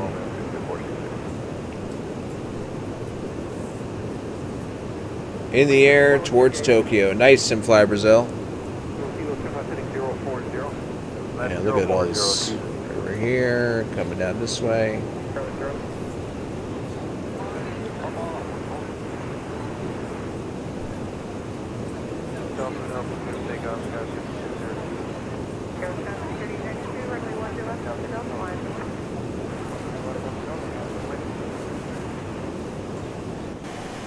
Okay, yeah, we actually undershot a little bit. So we're going to have to go a little bit this way.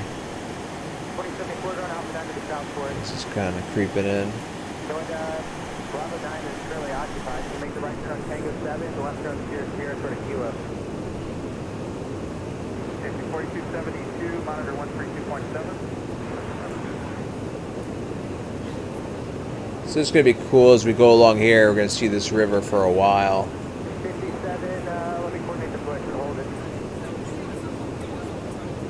It can sort of drift away from us and come back close to us. You can see how it's going out over there. Wow, we are so slow. What's my power setting? 80. I keep getting different wind loads, but I think I'm sort of like on the backside of the curve here. We'll bring it up to 92 for now, and until we get back to 0.74.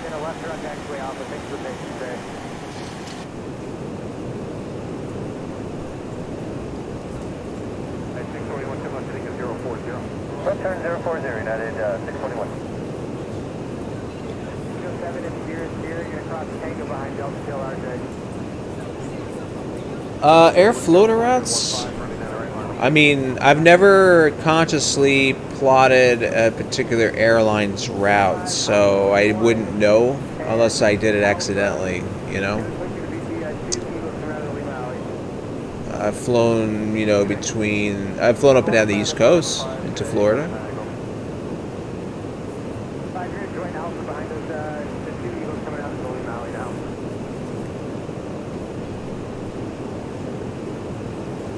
I think it's time for a flyby. The pace is Alpha 9 to the right turn, Bravo 9 Delta. You can see St. Louis down there. Hotel 18, 17, 10, go down to Alpha 16, double back onto Alpha, please. Sure, running down, all right, quick, take out. United 262 Tower, running down, all right, line of weight with 04014.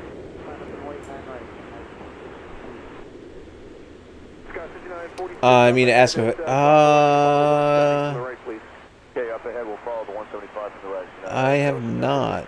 No, I haven't. I do long haul flights. Oops, we're a little off here. So you know what's funny, JetBlue, is a lot of simmers would consider this is a 7 and an 800 plus mile flight, and a lot of people say that's like long haul. I mean, obviously it's not, but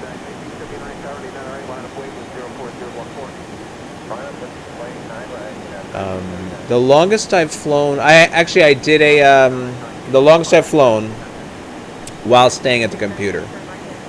I mean, I did like go feed the dogs while at cruise altitude, and you know, so to speak, stretched my legs kind of thing, but stayed with the flight. Like I didn't go to bed or go run errands and come back. But I did do a flight from a couple flights from Monterey to. I did one from Monterey to Boston, so basically East Coast to West Coast to East Coast. And I think I did a San Fran to Boston as well, or something like that. So that's the most I have done. Stabilizer motion, no. I think this does have the Air Florida livery, though. Boston to Madrid, how many miles is that?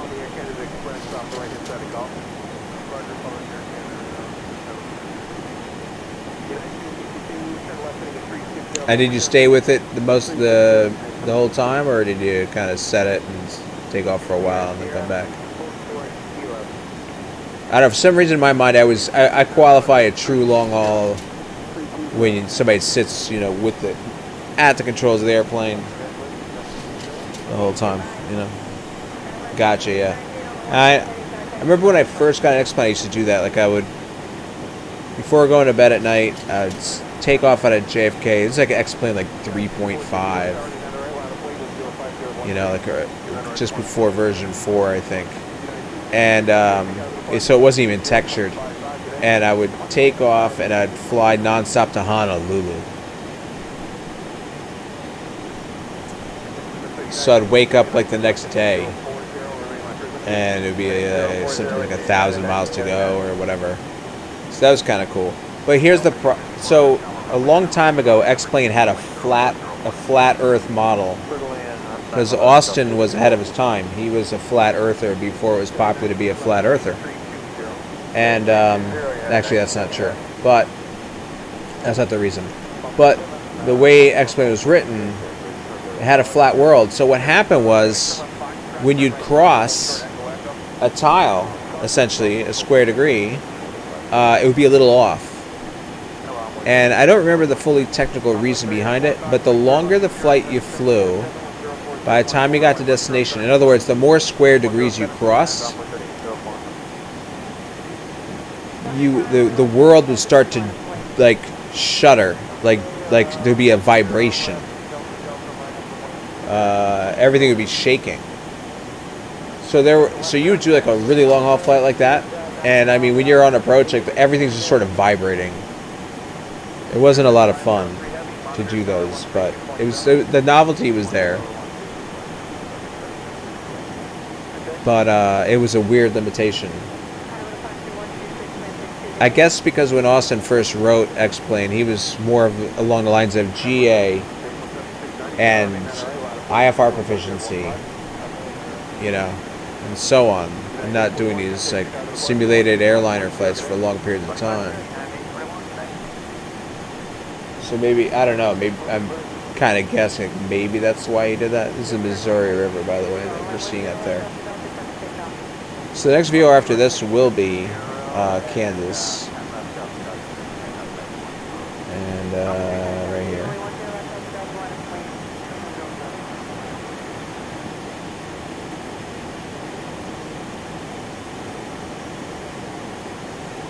Okay. And let's see. So we're up on the 278, and we're gonna go be inbound on the 091. So we should set this to 271.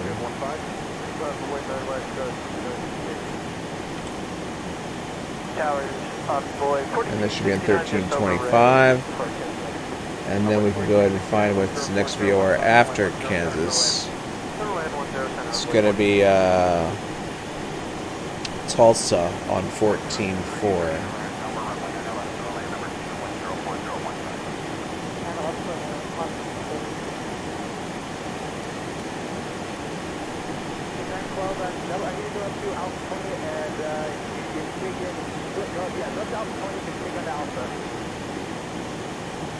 Yeah, I understand. Yeah, the thing I was describing was that whole weird vibration issue was back in X-Plane 3.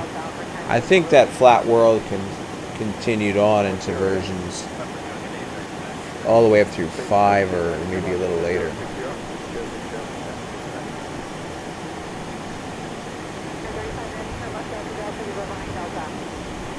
Ooh, we hear a little thunder in the background there. Hammerstein, Long Haul's chilling. Yeah, absolutely. It's a good way to chill. I mean, see, now long haul is more. If you have ortho, it's also more interesting because you can look out the window and see stuff in real life. You know. So if you don't have the time, then obviously it's an issue.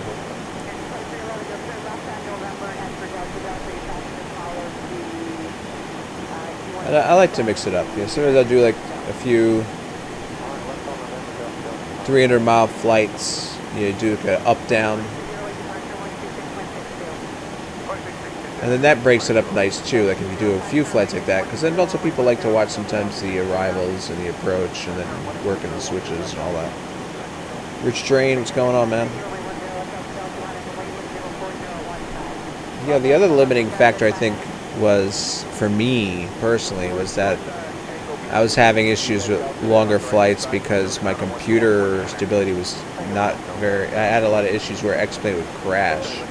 So anything more than 3 hours, I was on borrowed time, and it's very frustrating to fly a 3-hour flight and then have your sim just suddenly say, "Go, we're done." Check the log file for nothing. But thankfully, on average, I've been having better success. So here comes the Missouri River coming back in here. And we are 77 miles away from Kansas City.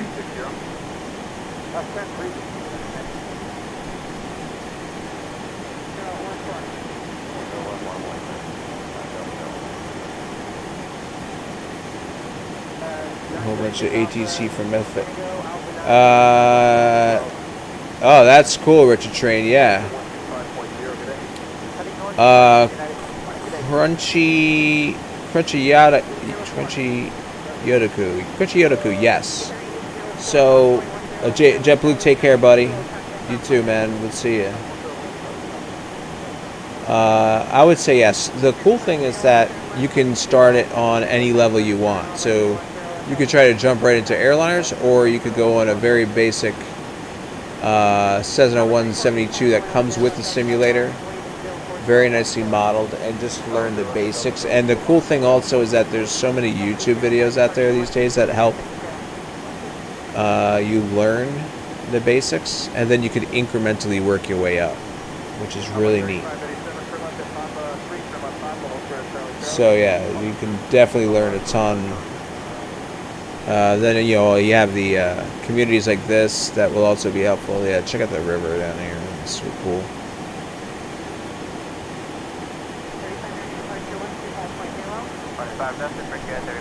Yeah, we're starting to see that more and more. Hammer Stanley tried LAX. That's cool. Yeah. Nice. This town over here.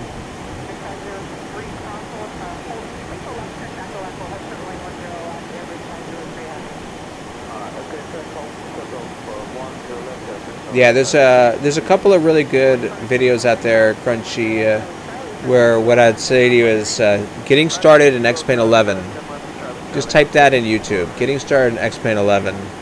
And you see some good tutorials out there, both in the flight-wise and how to set up the sim, how to get into ortho. This scenery that you're seeing here is not stock, but it's free. So there's a tool called Ortho 4XP that there's a good videos that will teach you how to do that. But you don't need to necessarily start with Ortho 4XP just yet. You know, you can just. Now we're going a little too fast.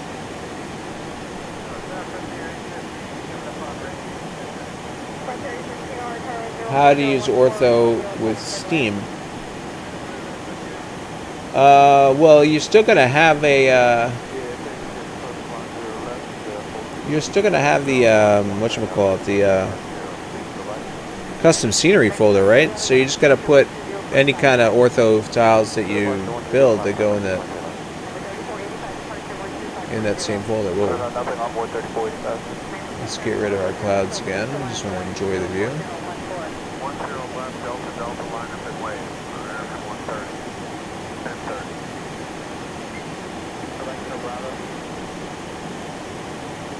You just don't know. Oh, well, don't worry about it. So, air traffic control. Oh, let's get rid of this. X-Plane has air traffic control, and it kind of sucks. The ATC that you're hearing now, I just have live ATC website running in the background. And when you're buzzing around, you don't have to talk to anybody. That's the cool thing about this sim is you can just jump in an airplane and do whatever you want. Buzz around, fly upside down, crash into anything. You know, just goof off. Or you start trying to apply real-world procedures as you learn them and see fit, you know.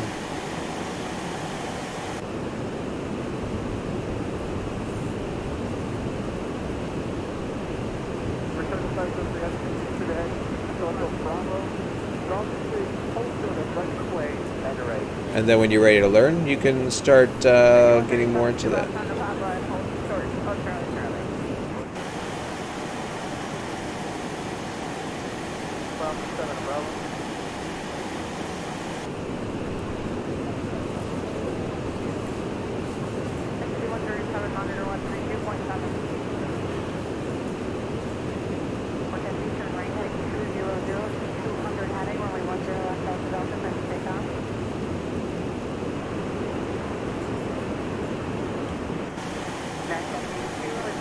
Okay, we're closer to Kansas City, so let's go ahead and plop that in there now. Put that there. And it's supposed to be 271.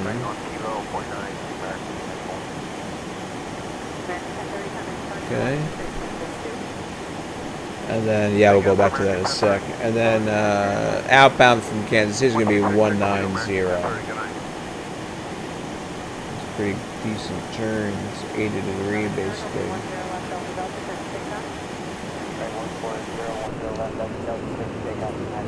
Isn't that cool?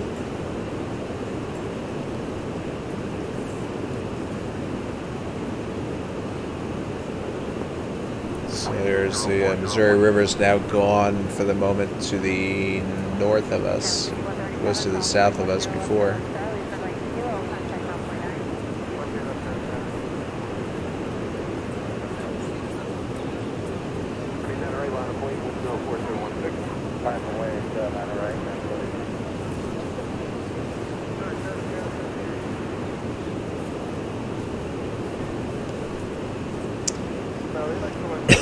It does have a very basic ATC that's very limited. But what you can do is you can use online clients like FlyJSim, which is, just think of that as virtual air traffic sim, FlyJSim, and Pilot Edge. FlyJSim is free, Pilot Edge is a pay service. Oh, there you go. Yeah.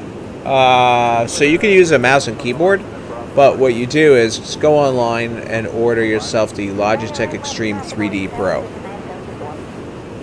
It's $40, give or take, and it's twist grip, so you can do your pitch, bank, and yaw for rudder and ground steering.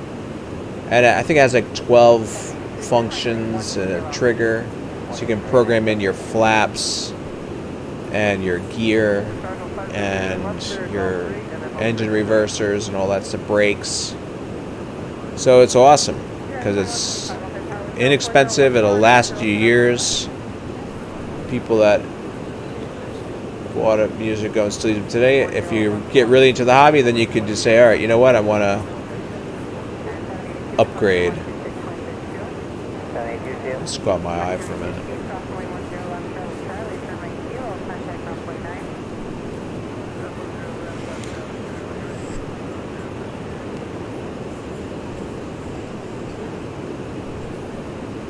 Still have it after 6 years, yeah, so that says...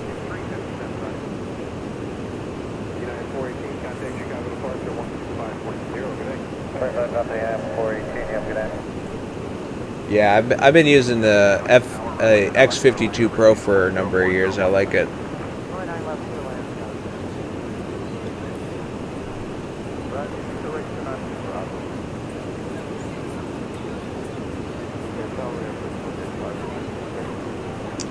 And so Crunchy, the cool thing about that basic stick for $40 is that, let's say you don't really get into flight simming that much, but you can use it for other things. And even if you don't get into other things, at least you only spent $40 on it, not like $150 or more.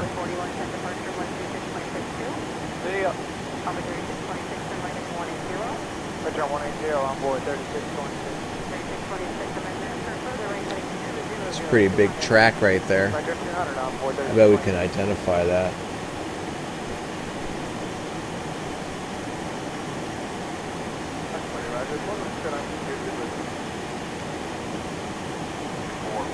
Okay, it's after the river crossing underneath us.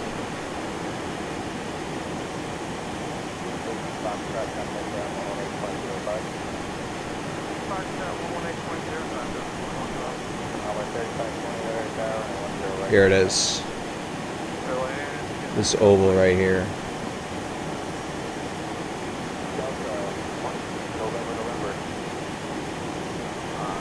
Right east of Odessa and Oak Grove, Bates City. So here is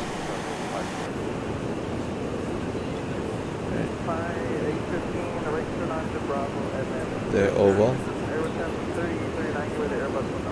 The little cities. There's an airport right there.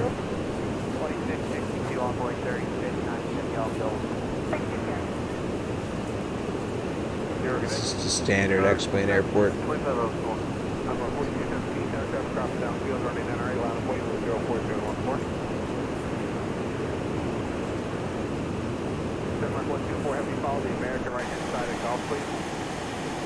It's amazing how well the equipment is lasting these days. I remember I used to have, my first sticks were CH products. The plastics that they were made out of were incredibly strong.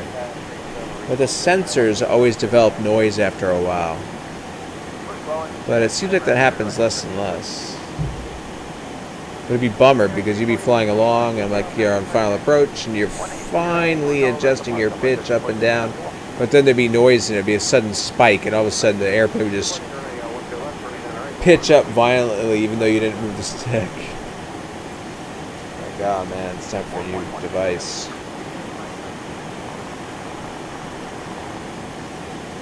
At least that happened to me a lot. I might have just had bad luck, but Generally, I was not like heavy on my equipment.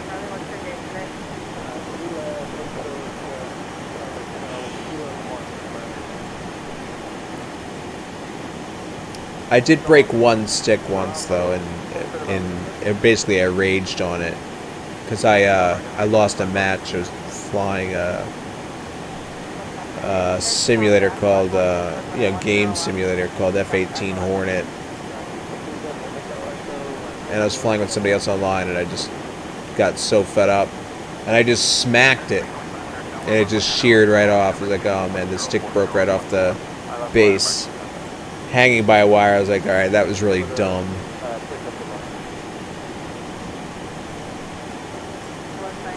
You have the Thrustmaster T-Vat Hotels.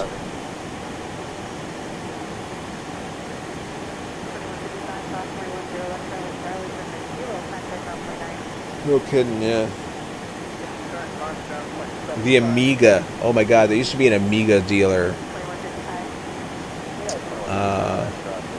in our town that was like in the same strip mall as this pizza place I used to go to all the time.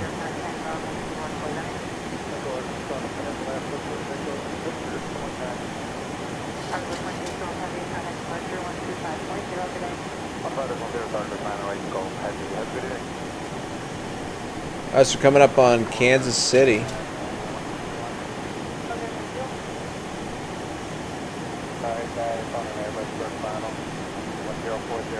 The airport itself is right there. 28-mile slant range.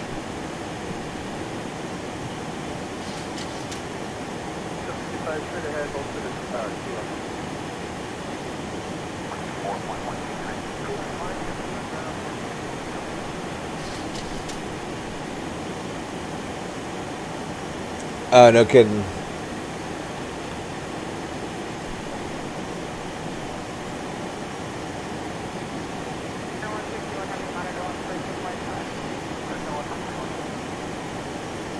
It's flyby time.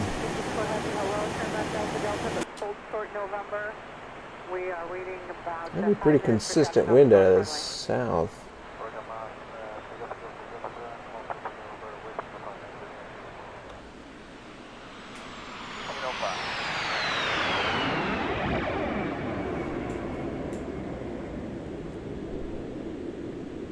Tower, hello, envoy 4173 Ray.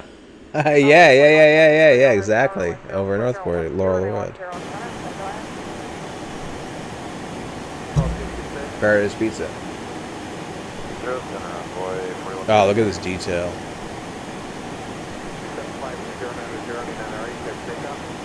Damn. Look at that rail yard. A whole bunch of them.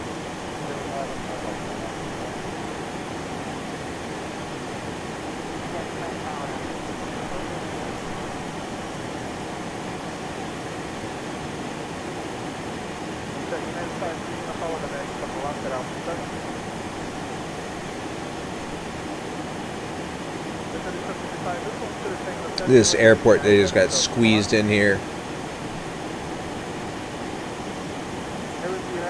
So that airport would be called Wheeler Downtown Airport.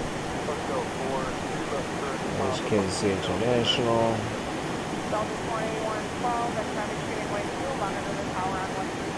Here's Kansas City.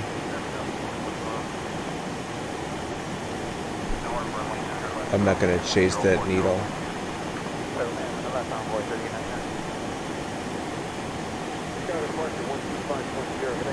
Good day, 966.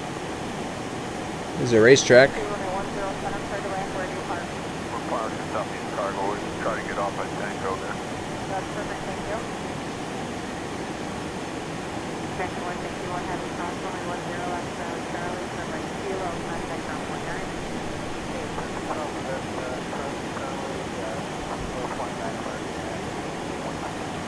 Before you want to follow head tower, crossway service for departing Habitat 040 outlaw 2 over 10 left Delta 1 and way.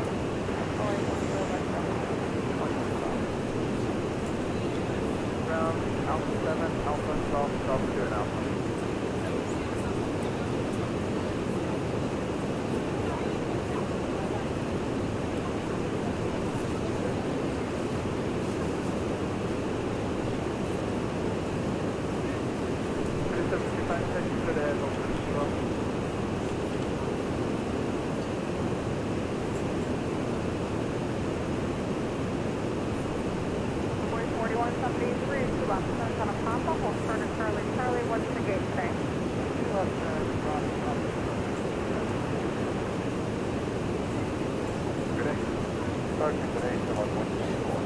I have no idea if we're on course or not.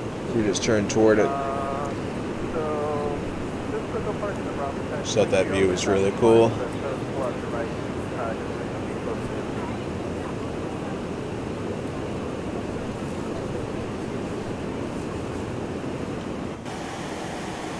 No, not too bad.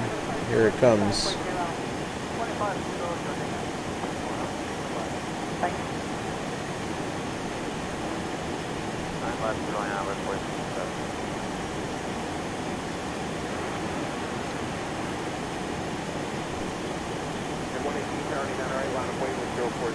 You navigate, yes, VOR to VOR. Yeah, I have the SIVA on for my ground speed, but that's it. Our ground speed is 389, wow. Yeah, so the wind is out of the south.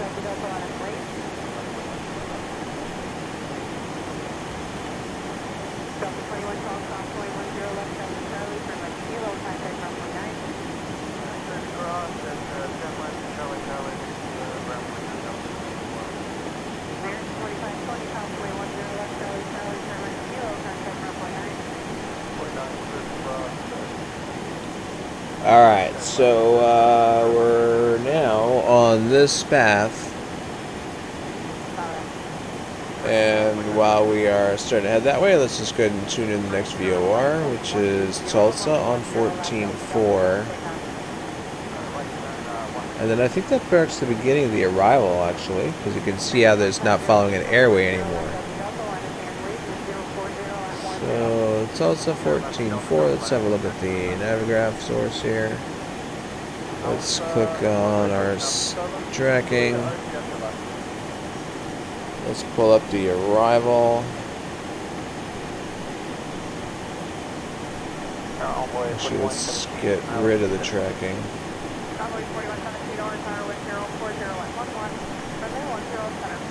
So we come out of Tulsa, which is actually here.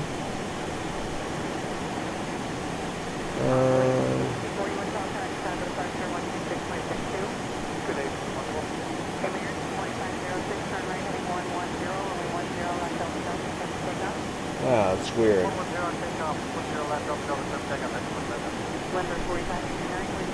Oh, I see what's going on. The it wasn't zoomed in on enough. The top section is not to scale.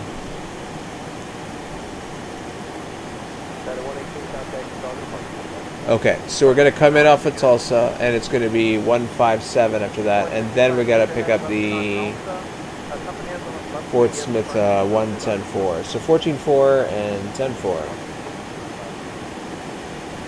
14.4 we have there. So 10.4 is here. Okay. And then inbound to Tulsa is the 007 radio. So that's going to be 197. And then the distance between the two VORs is 192. So half of that. And we're good. Okay.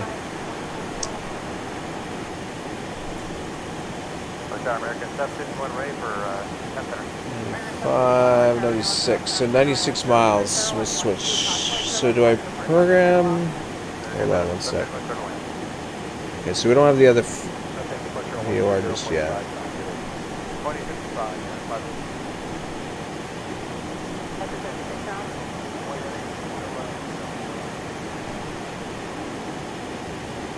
Alright, let me just catch up with you guys. Are my navigate PVR? We answered that. Do I program the frequencies on the radio stack? Question is, how do you figure out the distances? Oh, okay. Yes. Yeah, it's on the chart. So the general rule is that when you go from one VOR to the next, you switch over at the halfway point. Okay? And the way you figure out the halfway point on the IFR charts is there's a box. So generally speaking, let me just give you a good example here. Okay. So if you look here, between Kansas City VOR and this one's Wichita, right? And it's telling you that from Wichita VOR to this intersection, this triangle called Fracka, it's 45. And then from Fracka to the VOR, the next VOR, Kansas City, is 118. And then if you add 118 to 45, you get 163. So the distance in the box is the total distance between the two VORs of that airway segment. So an airway segment is basically an airway can go over multiple VORs. Like, look at this. You got J19 at Wichita, right? Wichita to Butler, and then it continues past Butler, J19 to St. Louis, and then J19 then goes up, right, to Roberts. So J19 goes on for a while. So each segment of J19 is located between the VORs, okay? So what you're interested in is, for every airway segment between the VORs that are making it up, is what's the total distance between the two, and then you just divide it in two. So you got 166, you got 263, and it's distinctive in that it's in that box. If it's outside of a box, like here, 206, so the total is 258, but it's 206 from Sonia to Tucumcari or whatever. And then it's another 52 from Sonia to the next VOR. Does that make sense? Right? And then that's very helpful because sometimes you'll have, like here, you have, this one has two fixes. Sometimes you'll have, especially Victor Airways, you might have an airway segment between two VORs that has, 5 or 6 intersections. Who wants to do math when they're flying the plane?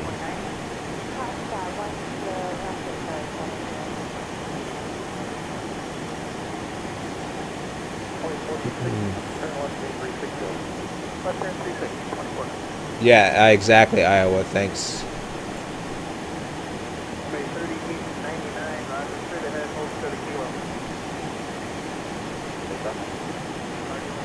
That's Karma. What's going on?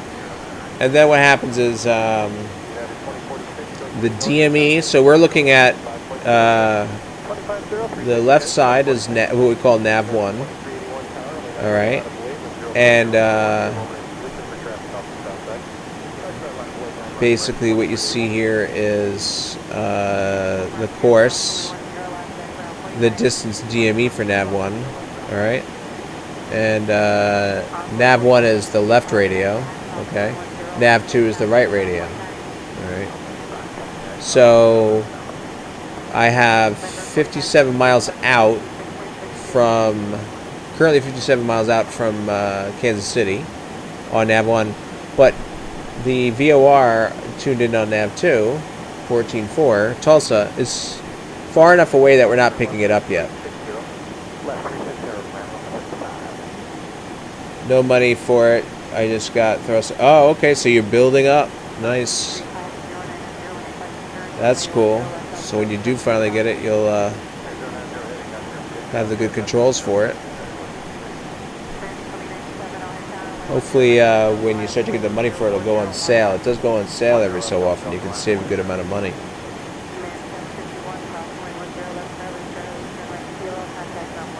And then on the, let's see how they're depicting it on Navigraph. So Navigraph uses Jeppesen, and I'm not sure if they're using the same standard as what Jeppesen always has done on their paper charts. So what I One thing I don't know fully on Jeppesen, like I know their paper charts very well, but their electronic in route stuff is a little different. But either way, typically what you'd see on a Jeppesen is you would still have the box that told you the total distance, but instead of a box it had like little arrows on each side. But I don't even see any of that on the Navigraph. Now I don't know if because Navigraph en route Jeppesen notations, it is following.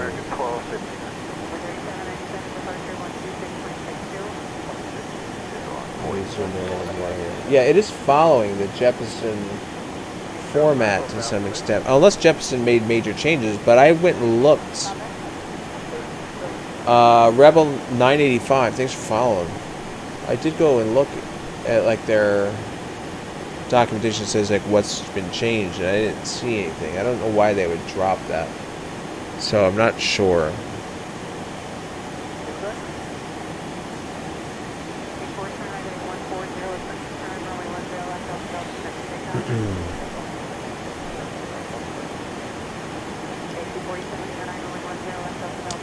Using the Logitech racing pedals right now as your rudders. Oh, all right, cool. It's hopefully it's working for you. Let's do a flyby. 220.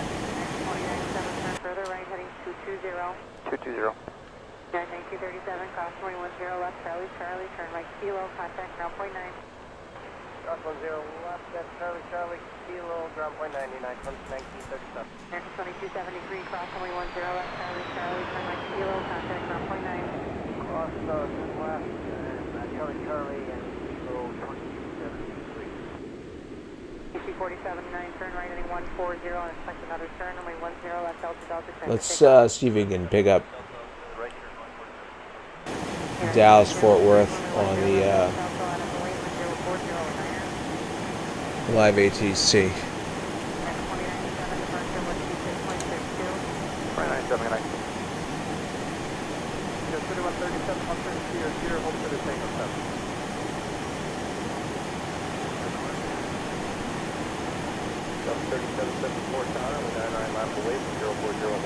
Yeah, that would be awesome, Iowa. Because that is, well, at least in the United States, the FAA does make it available. I guess they have to figure out a solution for because there are worldwide coverage. Like, what are they going to use for VFR charts outside the U.S.?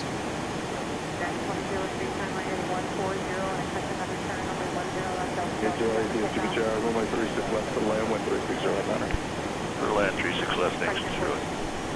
Air Shuttle 5998, RNAV Haskell, 36 right, clear for takeoff. Alright, we're updated, guys. We're now with Dallas Fort Worth.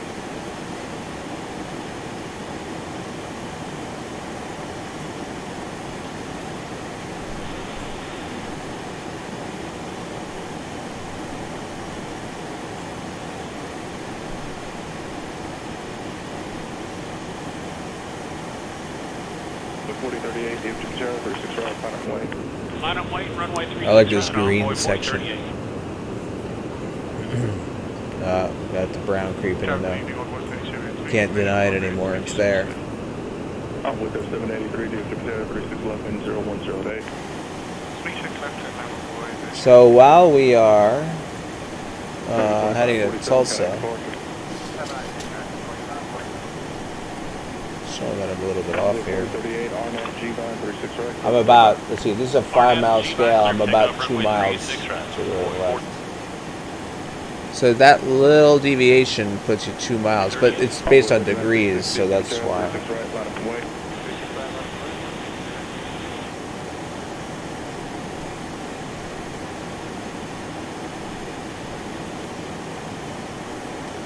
Okay, so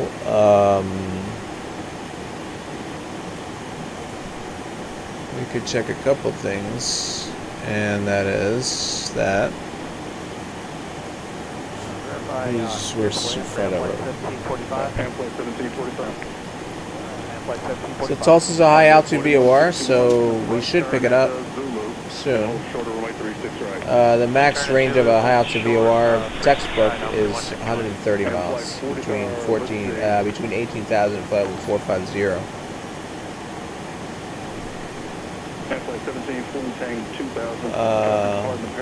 I don't know how do I say that. Is that Hurricane? Anyway, how's it going?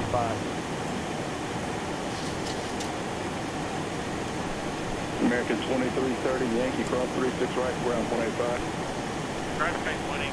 Alright, so I want to figure out where I'm going to start my descent. So let's come out of this, and let's pop this up again. And what we're going to do is see is there any identified altitudes, crossing restrictions here. And I'm not seeing any. Oops. Okay. So there's no depicted. Oh, you know what? By the way, let me SimFlyer. Let me tell you one last thing. By the way, I just reminded myself of something. The halfway point switchover. If you want to go by the book, there are times where you will do it a little differently, and it's called the depicted changeover point. And a depicted changeover point, I saw one before, is this. So if you look Hallsville to Nasho, has a distance of 175 miles. So you think the halfway point would be, you know, halfway, right? But what they're showing you here is that they have a little barb here that tells you that you're actually gonna, if you're flying at a no-show, neo-show, okay, flying at a neo-show, at 45 miles you switch over to the next VOR, Hallsville, and then you ride the remaining 130 miles this way. Or if you're coming out of Hallsville, you stay on Hallsville until 130 miles out and then switch to Neosho. And most likely that's because there's something that is causing an issue with reception. Quite often that's the case. Because these are line of sight.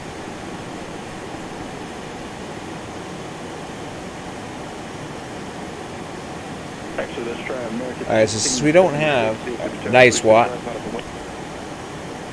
we're going to base our altitude on the approach, 5,000 feet. So we're going to figure out where do we start descending to make it down to 5,000 feet. And let's see, I will get us down to 5,000 feet by basically after finger. I'm not really terribly worried about it. 36 right on, 36, 9808. So what I do with this airplane is I just do what a lot of people do. We just basically take 3 times the altitude that needs to be lost and chop off the last 3 zeros.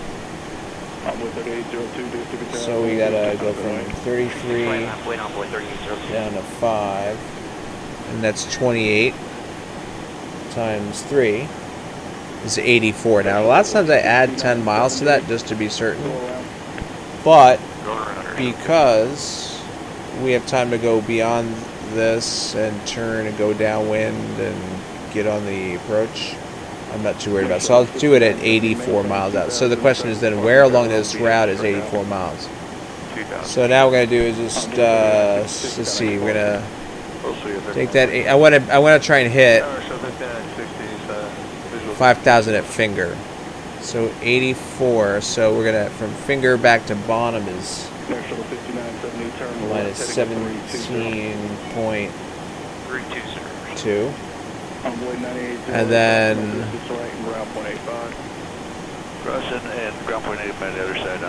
66 miles.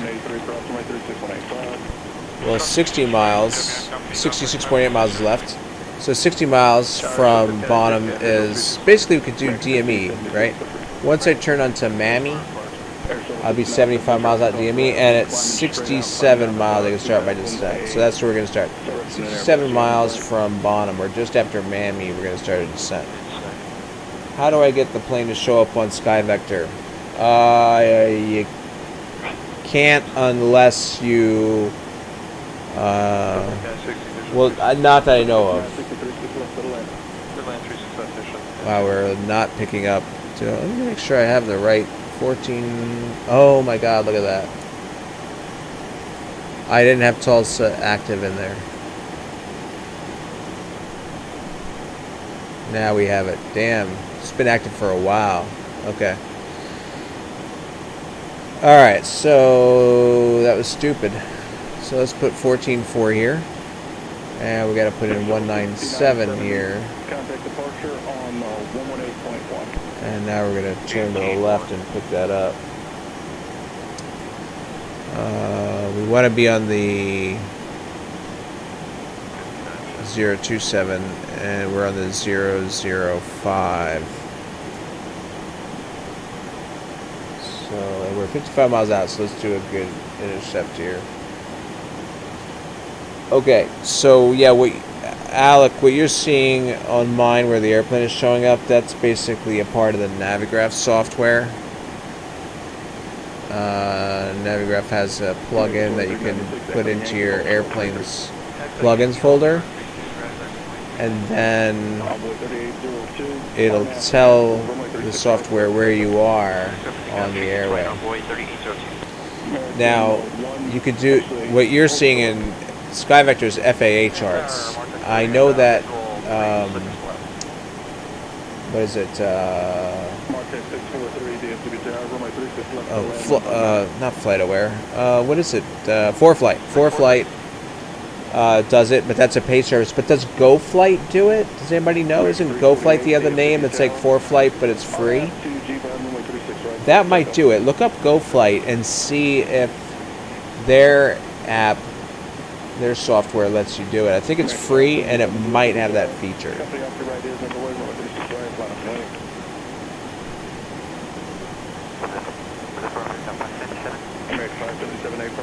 Flight plan go. Thank you. Not go flight. I think I was thinking go. Yeah. That's funny. Flight plan go. Go flight. Thanks, Iowa. Sorry, 491, Ultra 36 right, Whiskey Juliet. Ultra 36 right, American, 491, Whiskey Juliet. Alright, we got some nice green stuff to look at out there. Oh, departure on by 3802. So, Alec, flight plan go, as Iowa suggested to check out. Check it out, looks like there was like a fire burning down here when they took the ortho shot.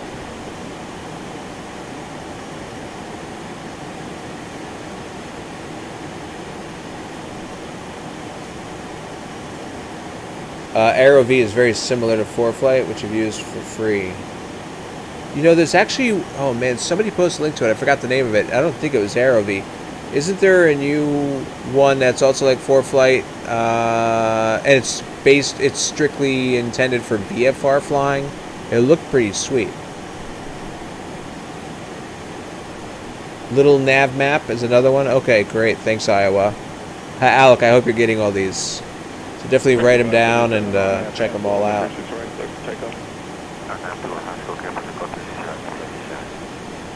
American 156 Heavy, DFW Tower, runway 36 right, we'll line up a light, traffic will cross.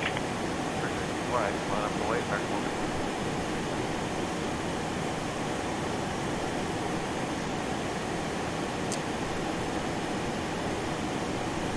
Nice size lake here. Empire 1745, DFW Tower, runway 36 left for land, actually. I don't know what happened there. Hopefully I got the right stuff tiled in. 007. Oh man, I screwed up again. Should be 187. Damn it. Damn it. Stupidity. I was probably much closer to being on course before.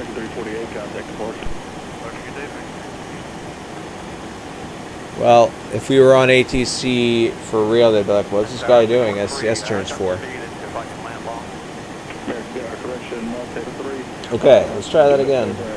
Get off as early as you can. The traffic behind you has already gone around once. No problem. Report.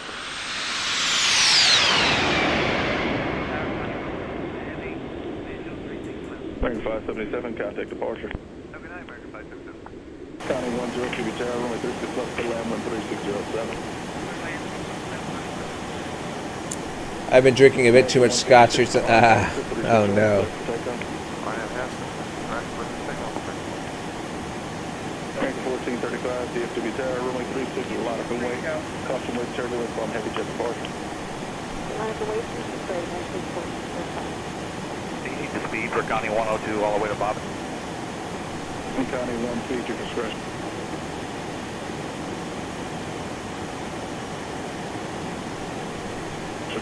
Thank you.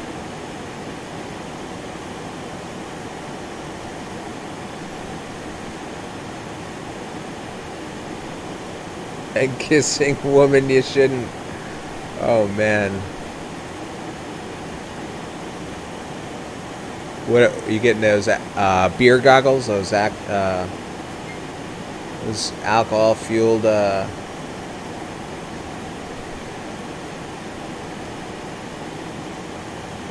I went to go look at what this body of water was, and that's when I discovered we were off course.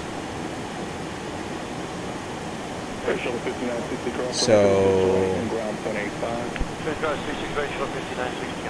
let's come back over here.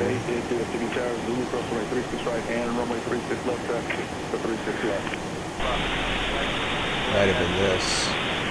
Yeah, it probably was this. This is the Ulaga Lake. I like that. Ulaga Lake.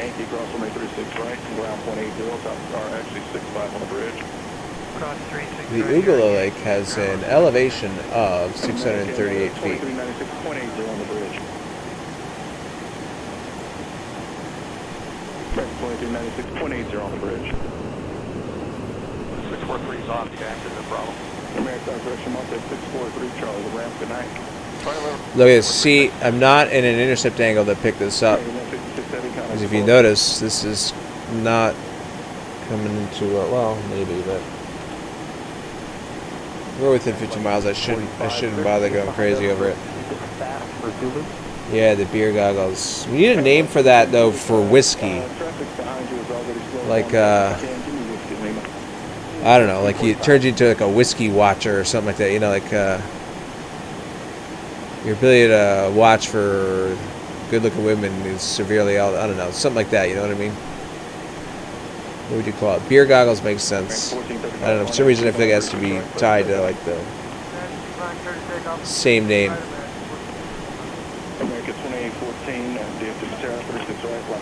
Although beer goggles doesn't apply to that, but you drink beer at the same time. Oh, so that's adding to it. So I guess it qualifies then. All right, so you can see we're coming up over Tulsa area. And then after Tulsa is, of course, not 197. It would be 157. So, since we are crossing it now, I'm not going to bother putting 157 on the nav 2.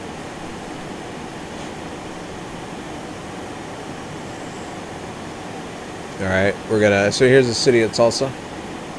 Tulsa, Oklahoma. Tulsa, all around. Tulsa in the summer, Tulsa in the winter. Sorry for the crazy tile line, guys. I hope you forgive me.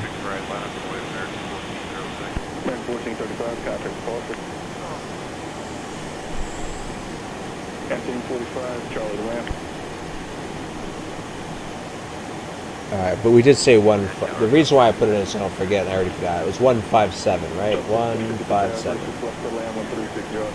Okay, here we go. 14, Corporation American, 1435, contact departure. enjoy a nice wing view in the turn here. G-Bond, 36 right, clear for takeoff. RNAV G-Band 36 right, clear for takeoff, American 1406. Skyweather 48, DFW Tower, 36 right, line up the wing.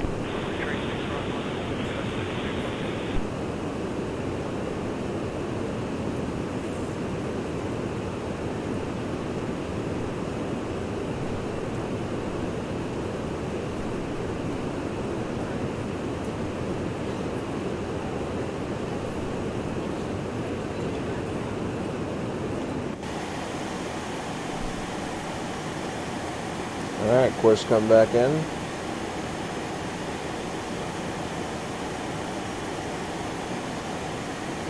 America's wing A14, contact departure.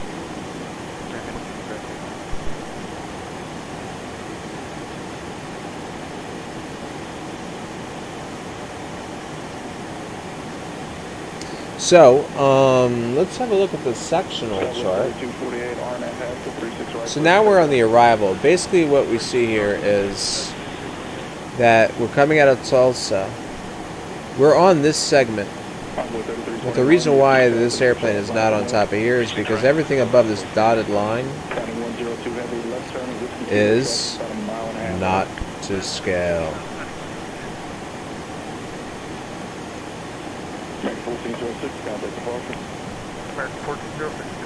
But once we get here, it's to scale. And everything lines up. Envoy 4022 is visual 36 left. 22, DFW Tower, 36 left, to land, wind 3606. Lead land 36 left, envoy 4022. Okay, so what we're going to do now is set up for the Fort Smith 215 outbound. So that's going to go 215 and Fort Smith. And then we have 10-4 available here. FO 10. And then after that, the next VOR is Bonham 14-6. Takeoff 36 radar, net boy 4135. Let's go ahead and put that on 14-6 here. America 2930, DFW Tower, 36 right, line up and wing. Line up and wing 36 right, American 2930. Cool. And then we kept saying we wanted to go look at the Envoy 3321, contact call. Departure envoy 3321. Air shuttle 59, 70, hold short range. sectional chart. So Hold short 36 right with Zero show. America 2930, RNAV, G-Bond 36 right, clear for takeoff. yeah, so it's kind of neat. We're gonna see this for one VFR. Is this terrain here? It has some of it is very similar to what we saw, more so out this way. On the eastern seaboard of those rolling hills, like the Adirondacks, Appalachians, and stuff like that on the eastern United States. There's similar terrain out here in the Texas area, in a few areas. It's kind of neat. And just proceed northbound. Northbound for now, we'd like to expedite that eastbound turn whenever you get a chance. Will do.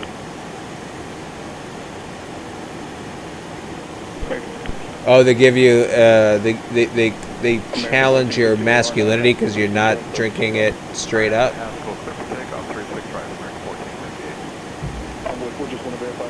So what kind of a wimp is this guy? Ah, gotcha. American 2930, contact departure. March 9, American 2930. Air shuttle 5753, Echo to Whiskey Juliet, hold short right, 36 right. Echo to Juliet, hold short 36 right, America. Envoy 4192, DFW Tower, 36 right, line up and wing. 36 right, line of way 4192. What city is that? Flight 2, you can start the chart. I think we're seeing Muskogee. Here, flight 40.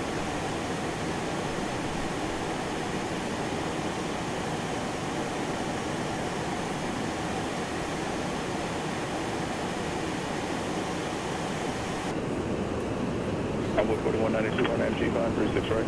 Let's go. This airport here. 2 crossing runways. There.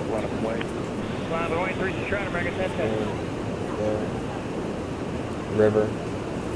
2 rivers coming together as one.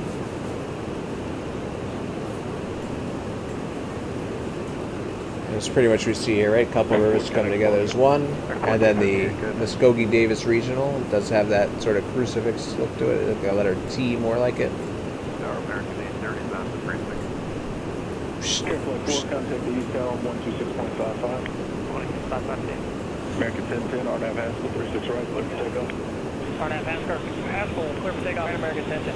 American 1535, DFW Tower, 36 right, line way. Oh, you're too big, yeah. American 830, DFW Tower, 36 left to land, 1360. What's that? Clear to land, 36 left, sir.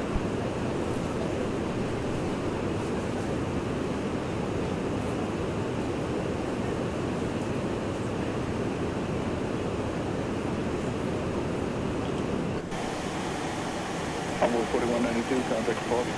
Departure seat.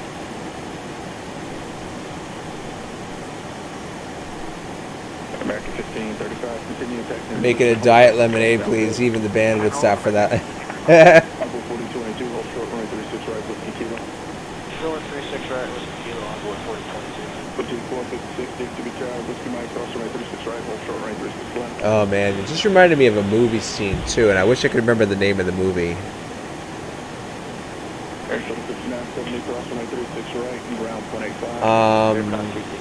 I think it's with oh damn, it's not Brad Pitt. It's he was in a bunch of 80s movies, 80s or early 90s movies. But like this is later on. Like he's an adult in this movie. He's trying to infiltrate like a mafia, or I think maybe I'm mixing it with a different movie. But basically, he shows up undercover, and he orders a drink at the bar, and he says something like, I just want a cranberry. I don't know if he said vodka cranberry or cranberry. And one of the mafia guys challenges him. He's like, what are you, on your period or something? And that, of course, leads to a scuffle.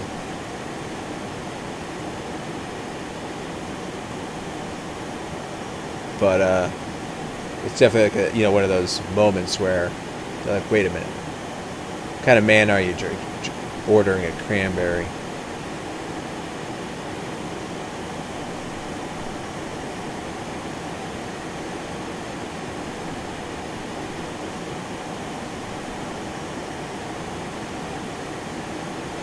American 15, RNAV Haskell, 36 right, clear for takeoff. RNAV Haskell, clear for takeoff.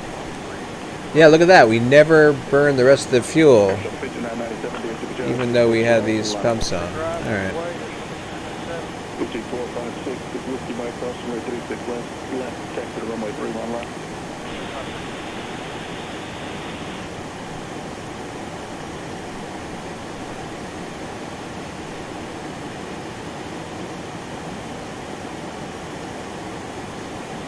Okay, it's 215 radio on the nav 2, and we are currently on the 255.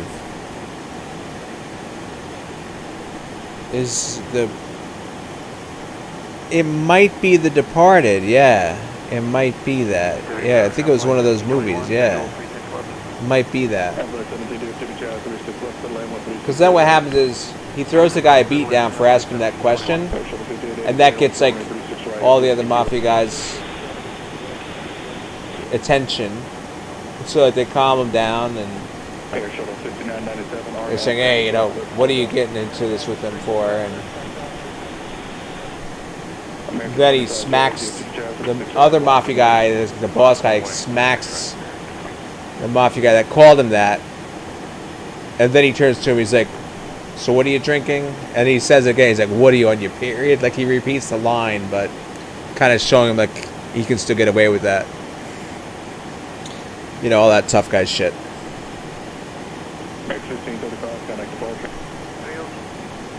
Of course, I'm probably getting half of the description wrong because I don't remember it very well.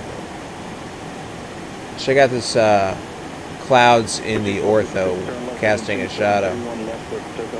It almost matches the exit viro clouds without the shadow. Exit viro cloud? Real life cloud with shadow. Here. There. Airsoft 5997 connect.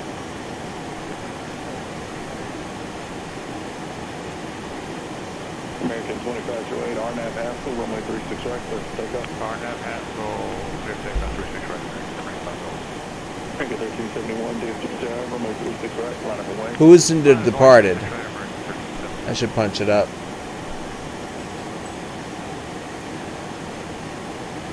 See, here's that rolling terrain out here. See these hills out here? So very similar to what we saw yesterday. It's flight. I could do one Kavik once we start down, though. And you can see it, this rolling hills again. It's got to be like a geological name for this kind of formations of hills. Oh, you got the scene? Hold on, let me see. Airsoft 5883, cross runway 36 right, and kind of ground 185. Oh yeah, DiCaprio. Okay, then it wasn't the guy I was thinking of. Damn, I really got it wrong. American 25 is ready for park. Departure, American 25, oh wait, Bluetooth 456, maintain 2000 and contact departure on go 114. My memory was a little fuzzy on that one. Shuttle 5938, DFW, satellite wind 3607.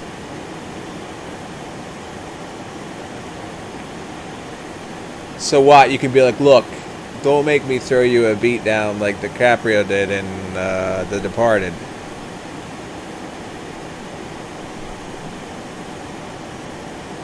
Now get me my lemonade with scotch.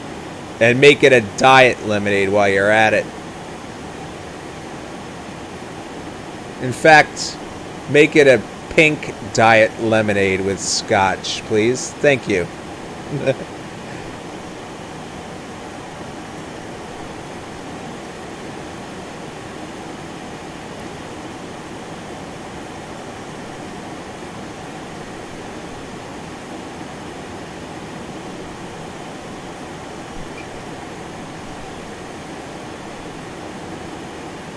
This should be coming alive any minute. American 1371, RNAV Haskell, 36 right, clear for takeoff. RNAV Haskell, clear for takeoff. American 2697, DFW, 36 right, line up and wait. 36 right, American 2697.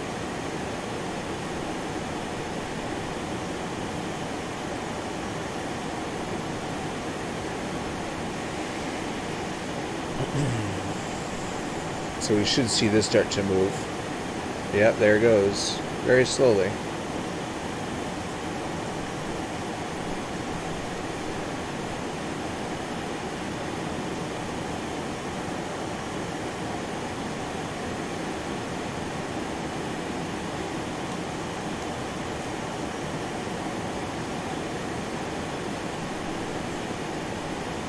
Yeah, exactly. Gav's net. Yeah, exactly.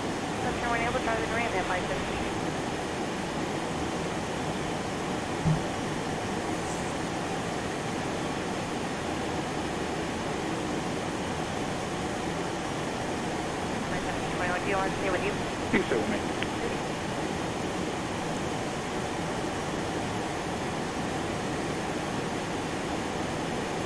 American 27, the RNAV Haskell, runway 36 right, clear for takeoff.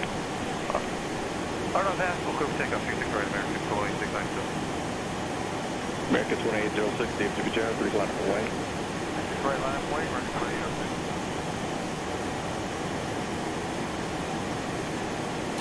American 1371. American 1371, departure today.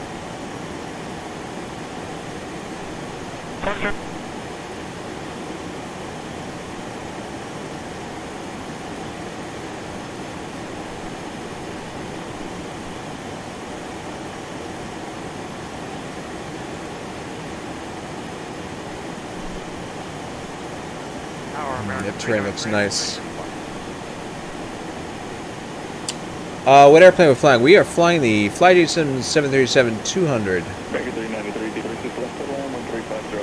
And we're going to be hitting the top of the descent pretty soon.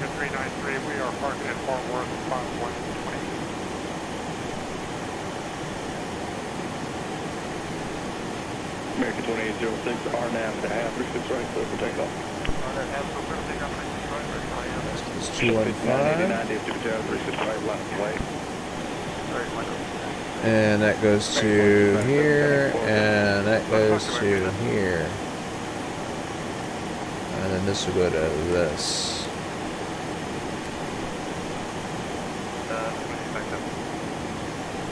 Okay, so we're going to start descending at actually, let's double check this. So basically what we did was, looks like the storms are dissipating. So we just made this big turn. Well, not big turn, but we'll go not that away.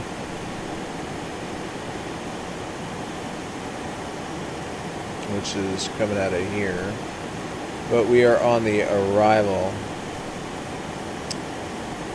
And for now, we'll just shut this off. We're going to start descending, actually just inside of Mammy, which is, let's see, 30 and 42 is 72.5. I think we might be already... Yeah, we should be descending now, actually. Okay. So we're taking it down to... Let's take it down to 10, slow it down, and then down to 5.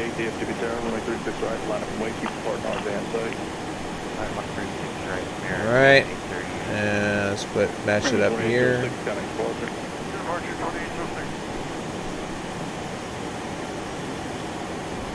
Pull the power back. I'd like to switch the source.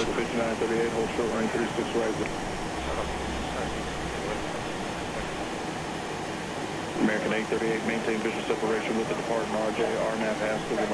Alright, so it's the 215. Oh, that's the holding radial. 225. No.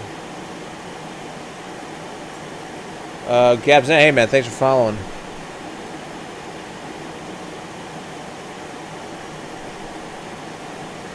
Air Shuttle 6989, connect departure. 215 and the 225? Alright, well I don't know, let's dial it in. 14.6. Let's just see here. Did it. Continue. That's not even close. I gotta check something here. American 1291. Okay, this is the Finger 5 arrival. 37, RNAV Haskell, runway 36 right, clear for takeoff. RNAV Haskell, clear for takeoff 3. We'll maintain visual separation with this party traffic. American 2240, DFW Tower, 36 left, to land 13605. 36 left, clear land, American 2240. The 1441, DFW Tower, runway 36 left, to land. 36 left, turn land, American 1441. American 2707, DFW Tower, runway 36 right, line up and wait. Alright, that's why it was all screwy on me. 03. Okay. Alright, I understand where I was confused. American 838. I was reading the 225 and the 035 is the radial. But I was looking at this as the inbound course, but that's actually for the holding pattern. Alright, so it's 035, which is 215. Alright, so 215, and then you got 035 at the bottom, and you got it there. So let's put it back on 14.6. Alright, and then we'll see, perhaps to adjust a little bit. Turn to the left. Okay.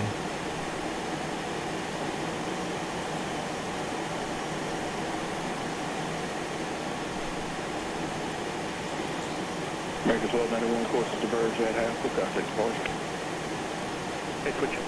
Okay, and then,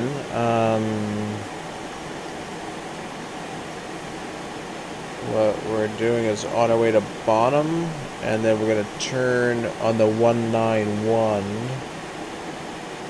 So let's set that up here.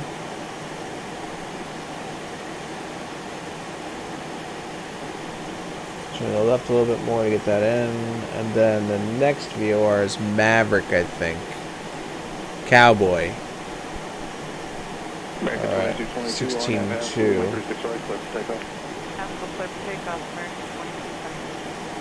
Frontier flight 2135, KDFW Tower, runway 36 right, line of way, traffic across. American 2707, contact departure. American 393, east to west. Left side. American 394, runway 36 right at Whiskey Kilo. Alright.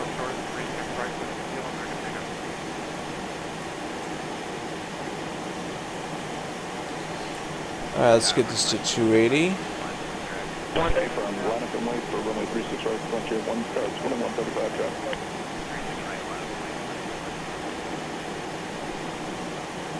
Do a little flyby.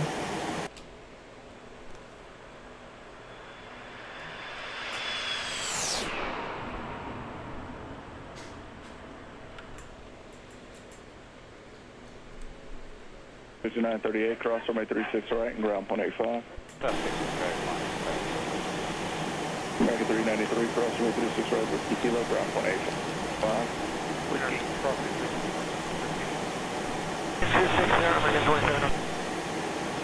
American 2222, contact departure. Traffic departure, American 22.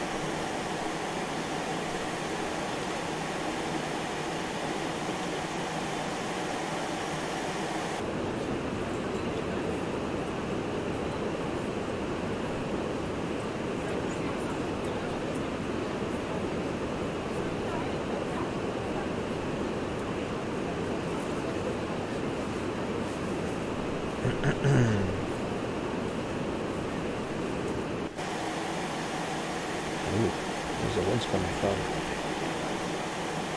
American 2240, hold short right, 36 right, Whiskey Kilo. Kilo, short of 36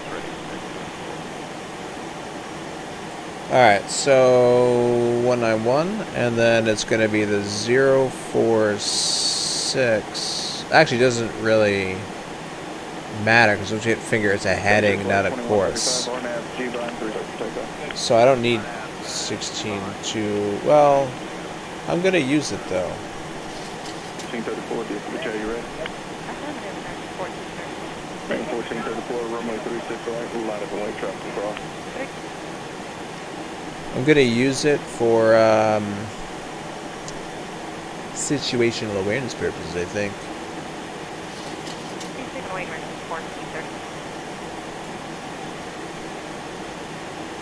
Let's have a look here. Okay, so Cowboy's here. So I can use that sort of to define my turn on the downwind. Alright, I'll keep 16.2 in there then. Oh, we had a wind load. Delaying our descent.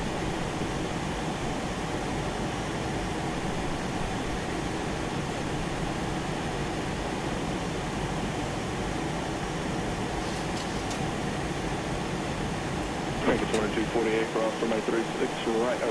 Let's get the altimeter setting. 36 right, ground 185. 2975.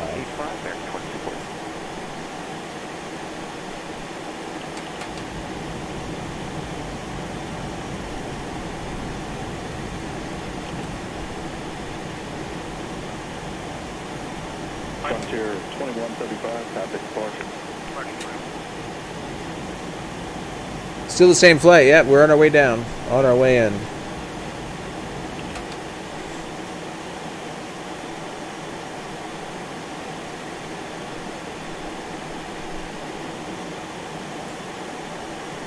American 1441, are you east or west? Newton Tower, Envoy 33, WB, visual 367. American 1441, are you east or west tonight? We're west, American 31. American 1441, hold short range 36 right at Whiskey Kilo. Hold short 36 right, Whiskey Kilo, American 1441. American 1434, RNAV 36 right, clear for takeoff.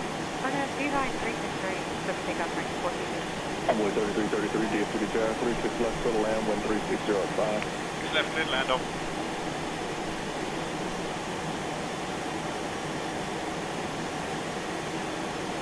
Okay, since we hit the VOR, we're just going to continue down.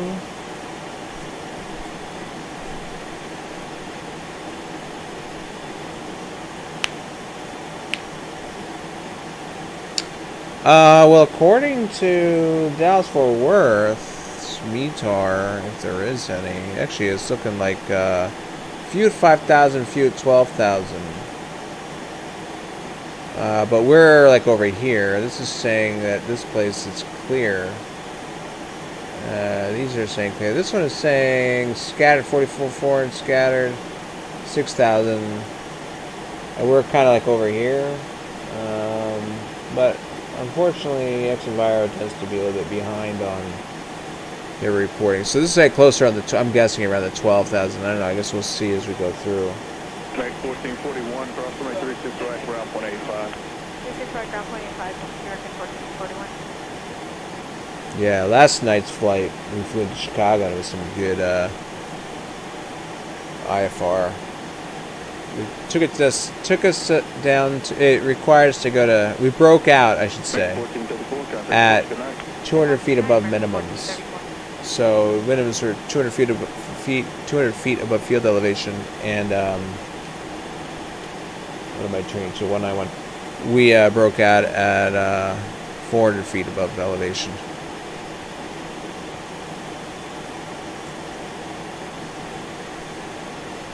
Currently, Piper Alex? No, I'm at this moment I'm on the autopilot, but I'll be on final approach as we turn onto final.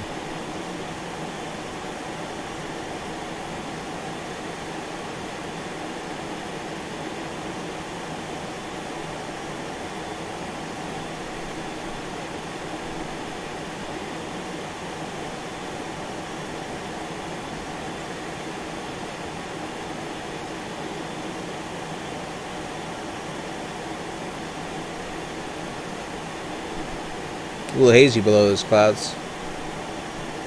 Oh, we're past the station. Oops.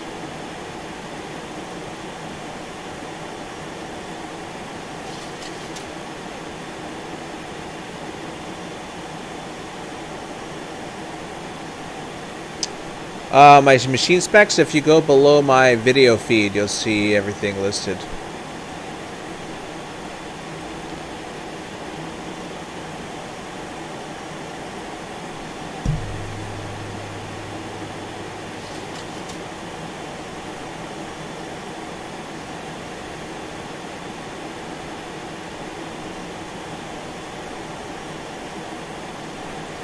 Cowboy is 16.2. Let's see.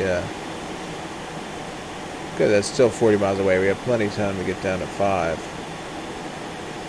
So we'll level at 10, and then we'll bleed at 250 and then go down. Oh yeah, for sure.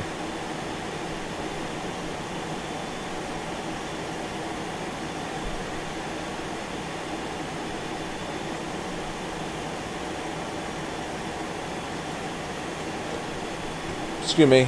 Okay, so it said that at 17 miles past Bonham, which is the finger intersection, we're going to turn to heading at 230. So we're 10 miles past. Oh, the clarity of the air improved. Just have the clouds to get below.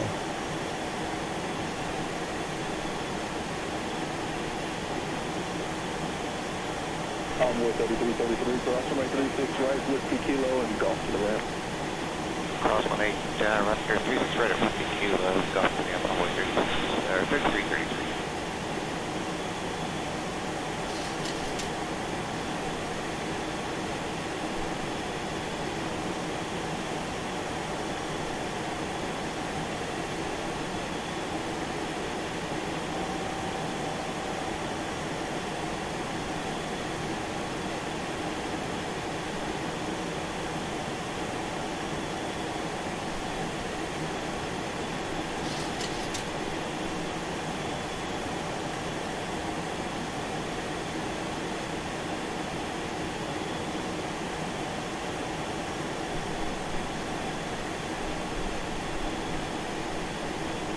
Well, that's interesting too, because 17, essentially you make the turn to 230. And I bet by the time we roll out with the radius of turn, we'll be pointed almost directly at Cowboy VOR. Excellent, appreciate it. Have a good night. Forgot to put on the lights.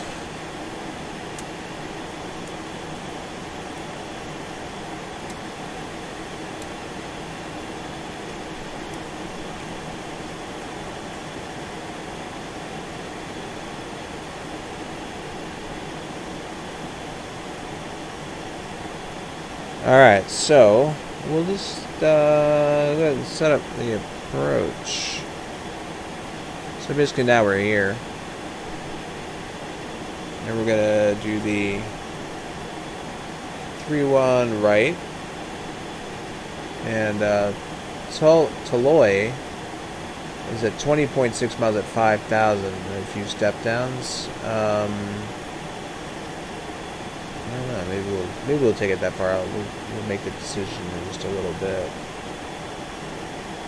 We'll take advantage of that to help us with our vectors.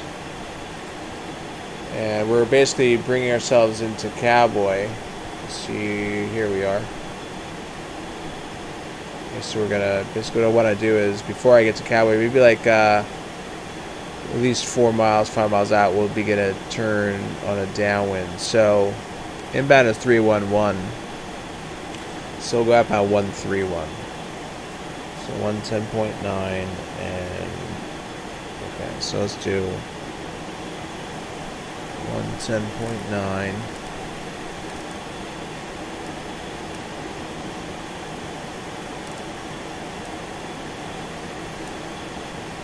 And we'll put the inbound course 311.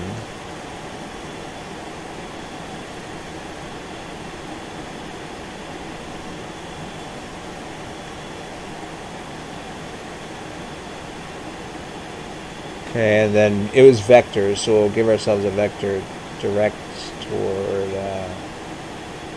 Cowboy VOR. 1821, do it to the tower, runway 36 runway. 36 right, line of weight, American 1821.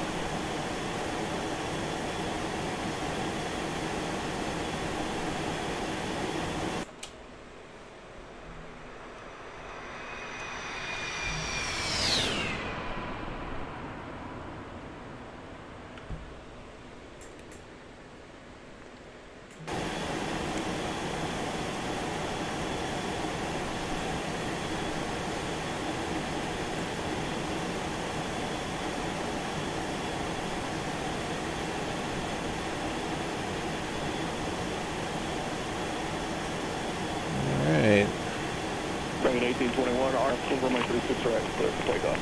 Run out the Haskell, 36 right, clear for takeoff, American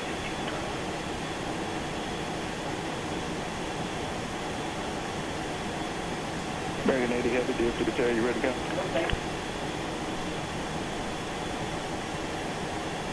We are ready to go there. American 80 heavy, runway 36 right, line up and wait, Haskell cross. Line up and wait, 36 right, American.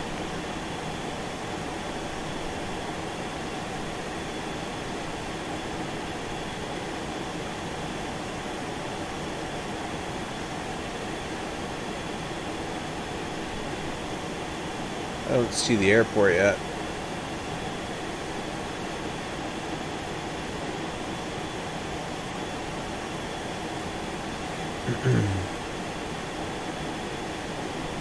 I like no auto gen coming up in here. Why? I don't get that.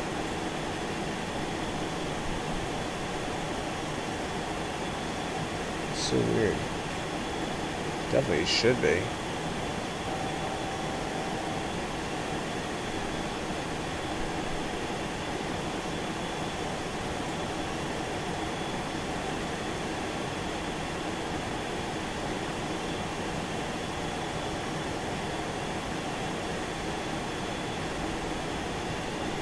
Okay, here's the airport. And you see, you know what the bummer is that I can see the airport?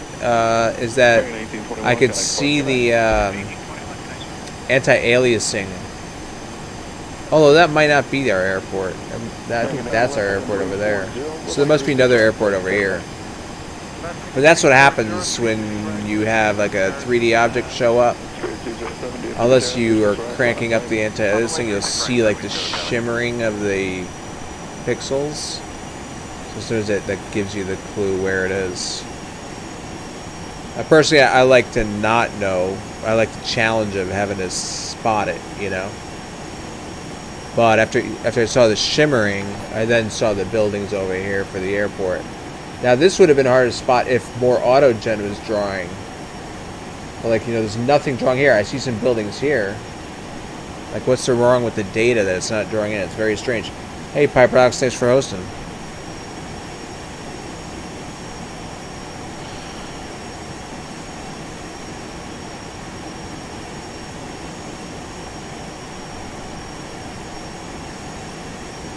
So I have a DME on the ILS, but nothing else. It's normal.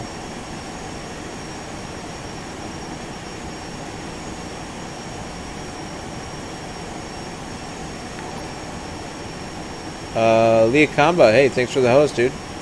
Much appreciated. Yes, there's another airport over here with some buildings. Let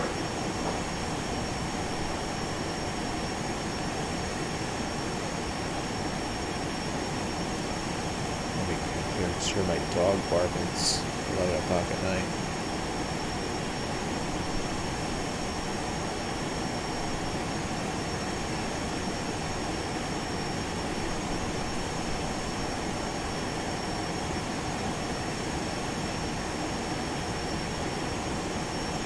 Tower American 125, visual 36 left.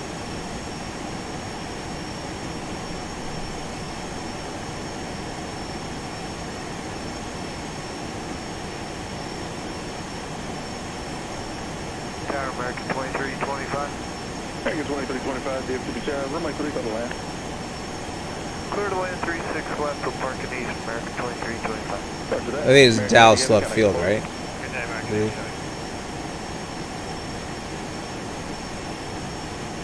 Alright, so let's go to, 207, caution wake turbulence on the heavy jet departure, RNAV G-Bound 36 right for takeoff. downwind. Probably should have done it sooner. We might have to just take it out a little bit further. Let's go on like a course of like 110. Whoops. I just don't want to overshoot the turn to final. Oh. Tower view from Dallas left field. Alright, look at that guy flying above us. Oh my god, his airplane is flaking apart.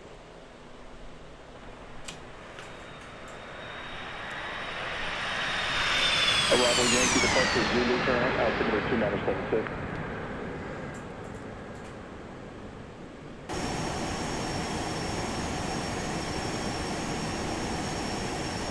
Alright, we're going to bleed it up to 200 and, well, let's get the landing speed.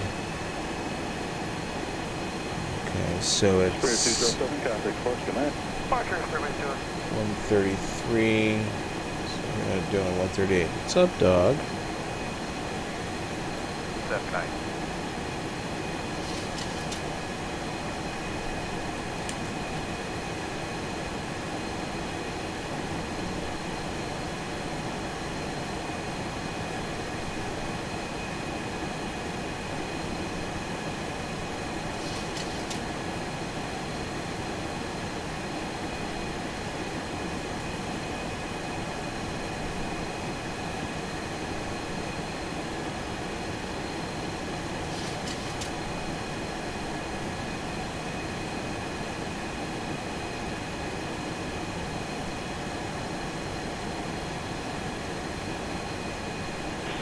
Okay, so just to give you an idea of what we're doing, basically we're coming back out a little bit, and at, let's see, 20 miles DME, I'll begin my turn. Race turn should throw us out a little bit, and then we'll come on in here.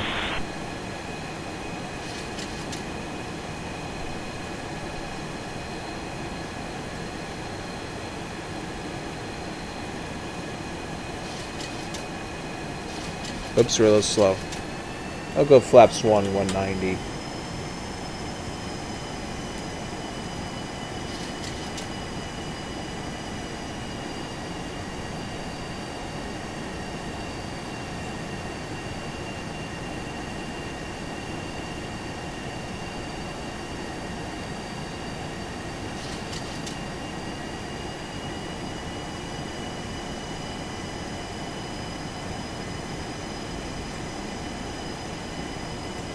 You're right.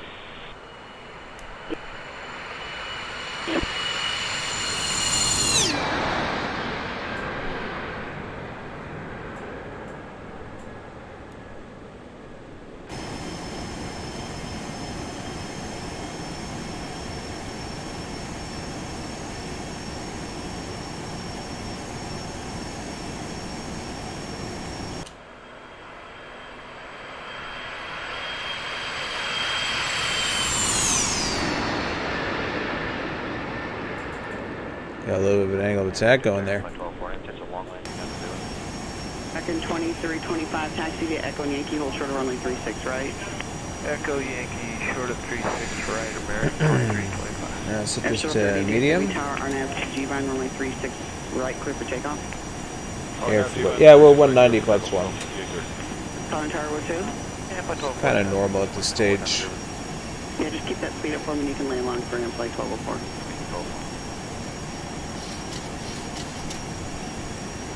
Alright, let's put this on. I'm going to put this on 170. And then on the dog leg, we're going to 170 flaps 5. Sorry, shuttle 5711 on the visual 36 left.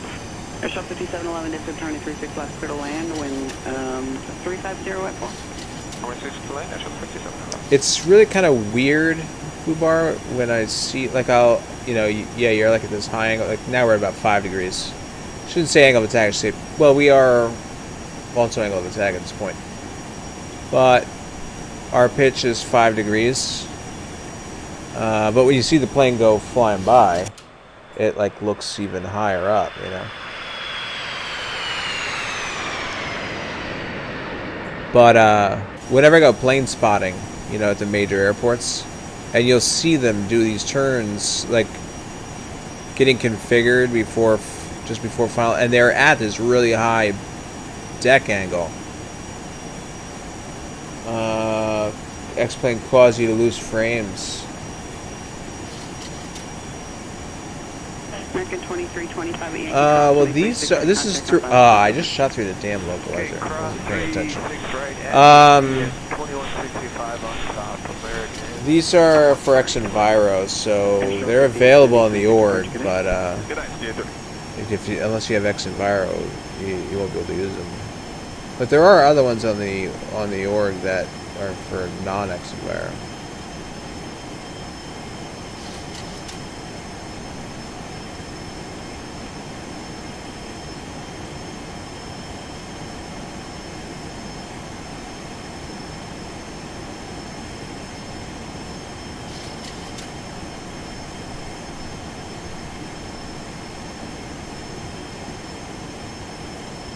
Flight 1204, turn left at Yankee or Zulu, taxi to Charlie to the ramp on my frequency. Yeah, yeah, exactly. There's a lot of downloads that do that for you.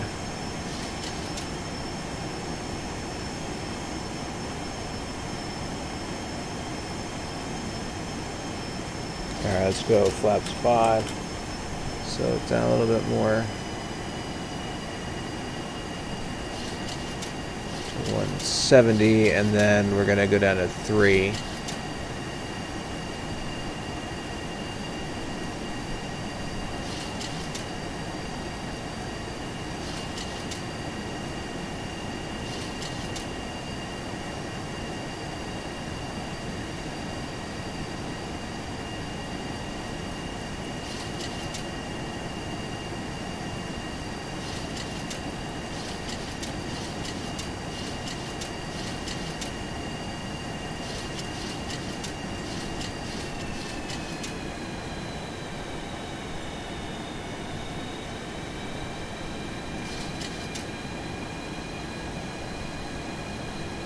Jerry Toes, hey, how's it going, man? Yeah, you're Whiskey Alpha.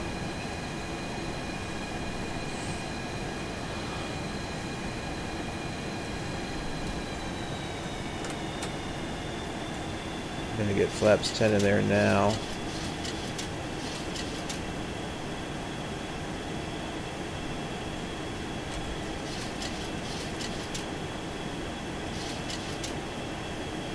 $160.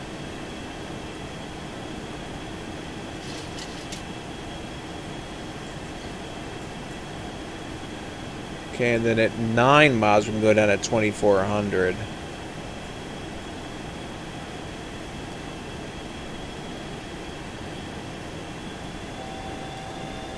But it's only 2 miles. Oh, to get 600 feet, we could.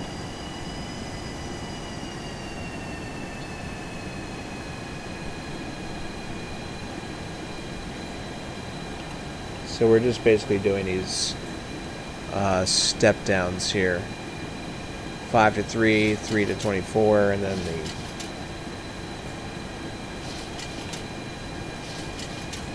we've got a big wind gust coming in.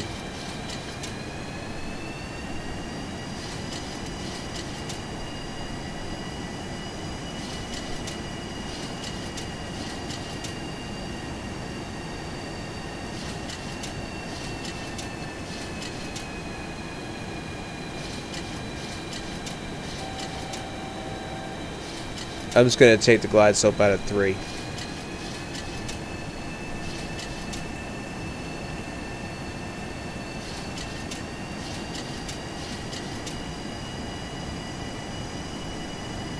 Alright, and let's see, it was...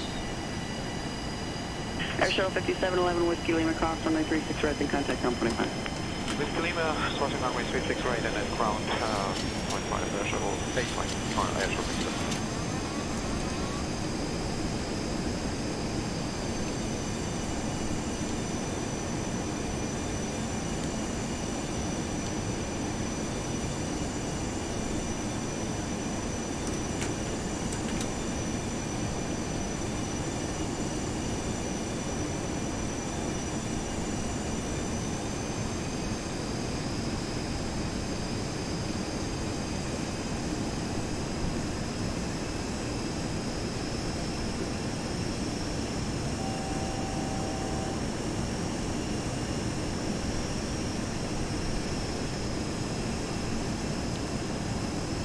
You got some decent wind from the right. You can, yeah. Yeah, you can basically use autopilot. I don't know if this thing actually has auto land, but you can ride it all the way down. It does have approach mode. I personally like to take it over and hand fly it from further to hold descent down.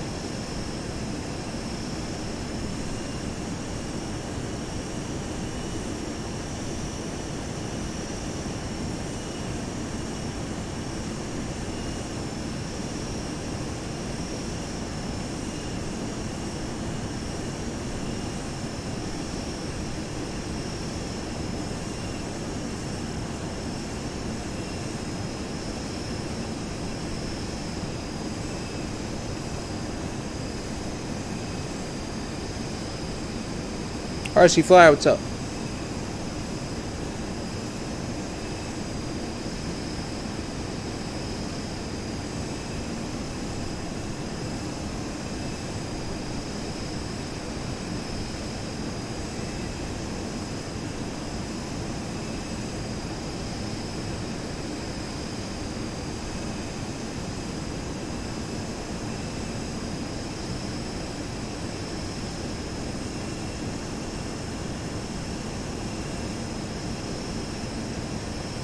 Mr. J Snap, what's up, dude? Yeah, we had a really nice flight from O'Hare to Dallas Fort Worth. How was your trip?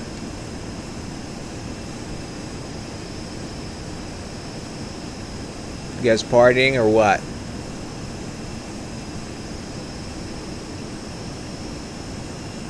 Yeah, it's the standard married parent with kids vacation getaway is all about getting sleep.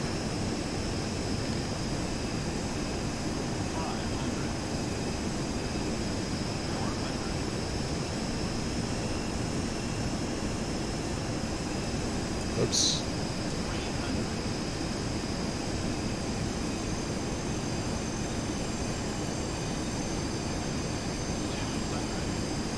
Stay on speed, damn it, why am I bleeding off?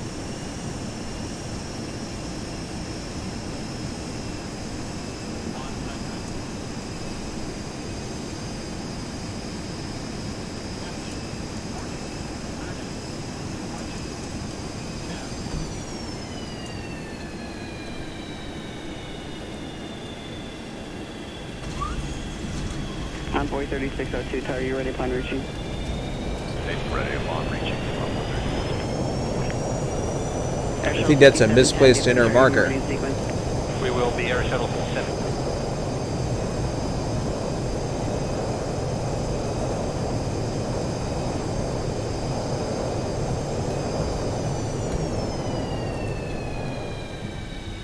Envoy 3602, DFW tower on after 36 right, clear for takeoff. RNAV Haskell. Thanks, guys. A little floated, but I got like a little slow last second. Salvage it, thought we were gonna slam it.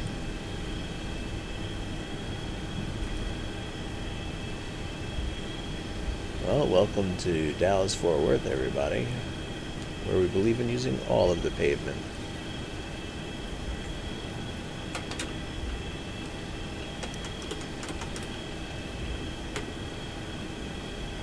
Definitely check landing rate. Anyone get it? You mean do I have it, or did we see what it said here? I think it said 90 something. Oh wait, let me catch up with what you said. Okay, just got back to the hotel room. Baby free night, smooth. Yeah, nice. Partying, cool. Do Fly Purdue, Duffy, Puck, Brad. Oh, that's a great crowd. Oh, awesome, man. That must have been great. Yeah, I'm getting up early tomorrow. I'm hoping that, I hope there's a fair amount of streaming going on of the talks. Bravo, Whiskey Foxtrot knows. I was bummed that I couldn't make it, but then I was really bummed earlier today. Like I was watching John Fly had a VOD up, you know, because he streamed earlier, and it was just him and Nightmare Frame and a few other guys, Gong Show Kid, but it was just kind of cool hearing the chat, and then they were kind of passing the microphone back and forth because John walked away and people were coming up and chatting, but it was just cool, you know. I mean, that's the whole social aspect of this whole event is just fantastic. It's like, oh man, I wish I was there. Okay, thank you, sir. So I hope you guys have a great time.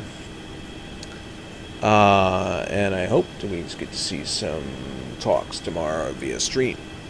Alright, let's check out the airport diagram of this place. So we're down here at Papa, and I think us or John Fly had gone back to Nico's penthouse suite. Oh, wow.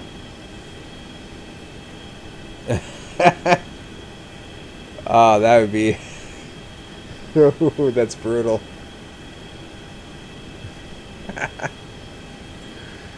Oh man, I can only imagine the room he got. I mean, he could have definitely afford to go crazy if he wanted to.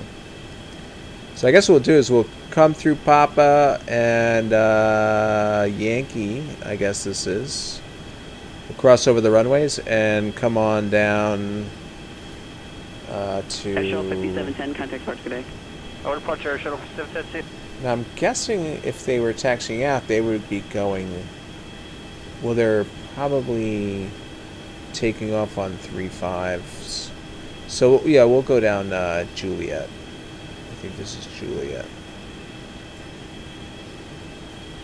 Alright, this is Lima. Oh, this is Kilo. I see it now. Okay. So we'll take Papa to Yankee, And then the second left on Kilo. Watt, man, have a great one. Spirit Wing 730, are you ready? Ready, go. Spirit Wing 739. Spirit Wing 739, R9.5, score runway 36 right, clear for takeoff. Oh, fantastic, J-Snap. Nice job, man. Okay, let's get taxi lights on. We're going to leave the all the other lights on for now because we're going to cross some runways. And let's see, what else should we do? Guido. Whoops. I think I just, like, activated something. Yeah, I put flaps 1 back up.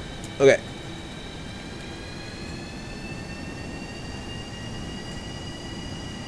And we'll definitely check out a landing replay. It should be pretty cool.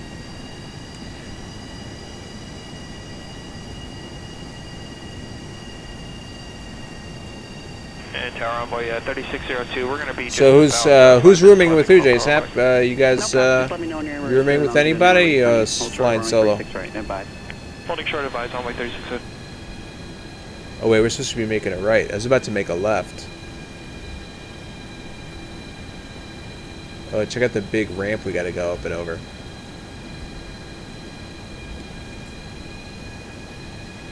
Decline to share a room. Good for you, man. No babies in the... Yeah. Nice. You have to worry about anybody being hungover, snoring, farting, anything. You can just, got the place all to yourself. Nice.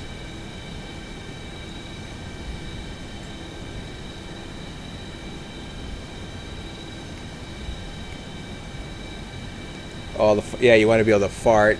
If you get a fart, it's going to be yours. Nice. I don't blame you. Tower Air Shuttle for 724 is inbound. Let's get the wing view. Air 24, do you have to turn on 36 left, clear to land. 36 left, clear to land. Air Shuttle for 724. Spirit Wing 739, contact Roger Bay. I've reoriented all my wing views on my airplanes. Oop, so we can see more engine. I think that makes the wing look longer for some reason. It's an optical illusion, of course, but we'll enjoy the replay. The wing view on the replay will be nice because we'll see more of the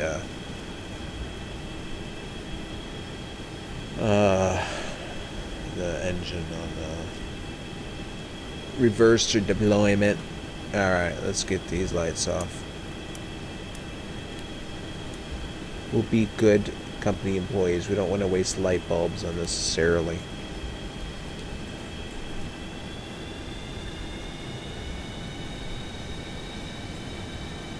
So we're taking us down to Echo Gates, because according to FlightAware, that's where the Uniteds are parking.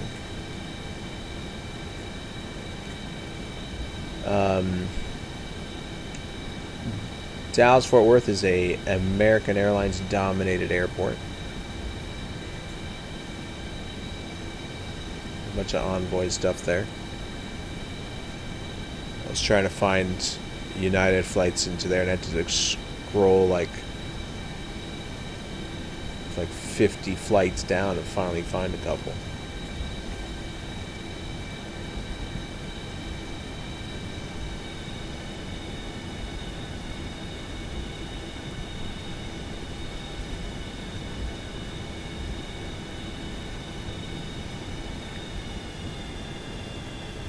I haven't flown into Dallas in quite a while.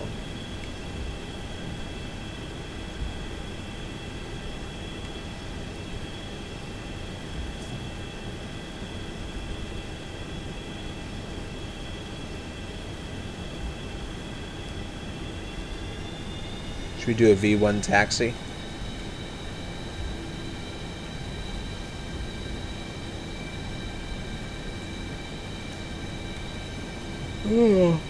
Yeah, I'm getting up early.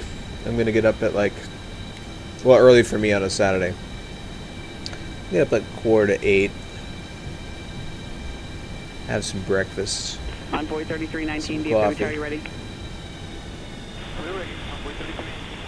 Envoy 3319, RNAV, fine, runway 36 right, clear for takeoff. Is there something wrong with the scenery here? These walls look weird. Sun Country 122, runway 36 left, clear to It's land, like a terminal? 1350 at 4. Okay. Maybe. Oh, okay. I see. It's a satellite building. So any one of these you can go into. Why is there a Delta plane in there? Damn it. Where are the Uniteds? Air Shuttle 5724 Whiskey Kilo. Hold I think that this is like. 6 right. It's not United owned or anything like that. It's basically where all the riffraff have to go. If you're not American or Envoy, you're in Terminal Echo. Terminal Invader. You're an invader. Our Envoy 3602. Yes, sir. Yeah, we gotta go back to the gate. Envoy 36. We gotta go back to the gate. I gotta pay. A levy on to taxiway Foxtrot northbound. Did she say make a levy? Coordinate with ground, and let me know when you know what your spot's going to be. 180 on the Foxtrot. Hold short. Was it of Golf or Bravo? Hold short of Bravo on Foxtrot. I got traffic coming down the Bravo bridge, so I just want to make sure I know where that guy's going. Oh, understood. Okay. Ooh, Foxtrot we short were of too Bravo, far. and we'll Damn go it. back to the gate. All right, we'll go back a little bit.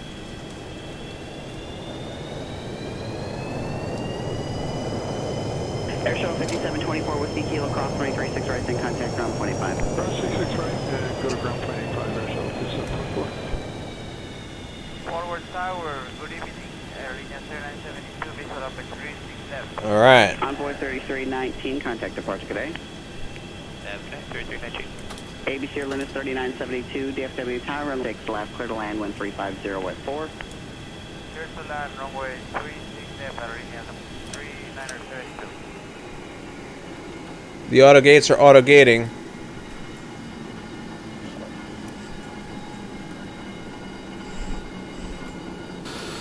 Envoy 3602, you can continue on Foxtrot northbound. Just let me know your entry when you get it.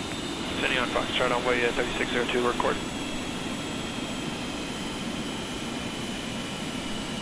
Hey. Oh, they came up because I, spoilered. Because I, did a little thrust reverse. Alright, let's do a replay.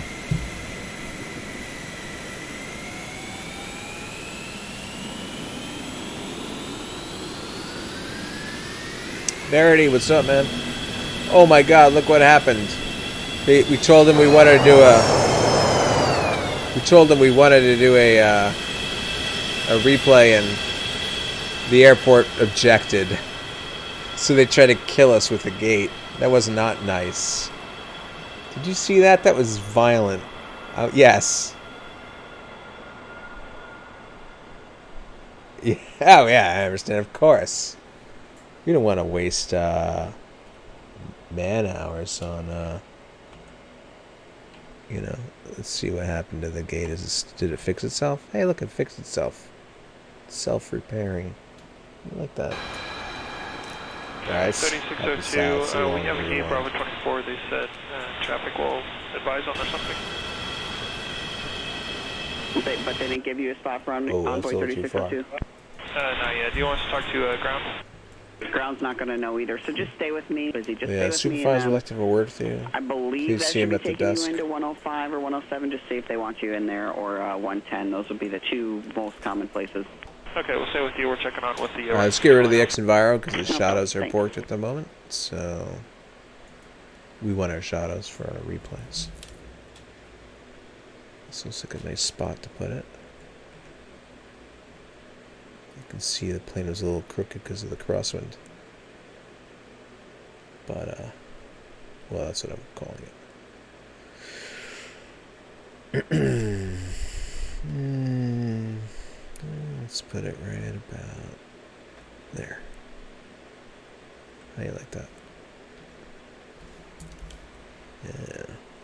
Sun Country 122, taxi Whiskey Kilo, cross runway 36 right of taxiway Golf. Monitor ground on .85. Hey, Whiskey Kilo Cross 36 right, hold to taxi Golf Ground Point 85 Street, 122. We have to feed again from the other side. Envoy 3602, hold short of Whiskey Kilo for now. Crosswind landings always look cool when you're on the side of the runway where the wind's coming from. With your nose pointing at it, it just looks more pronounced to me, at least.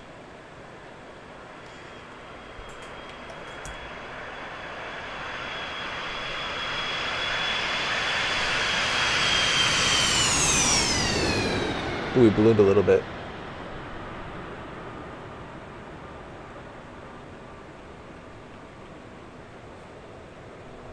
Ooh, that nose wheel came down fast.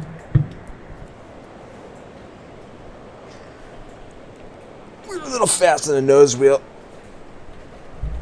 American 27, DFW tower, you ready? We're ready, American 2267, RNF to half, door, runway 36, ready, clear Go for on the other takeoff. side. On that half, 36 right, takeoff, right.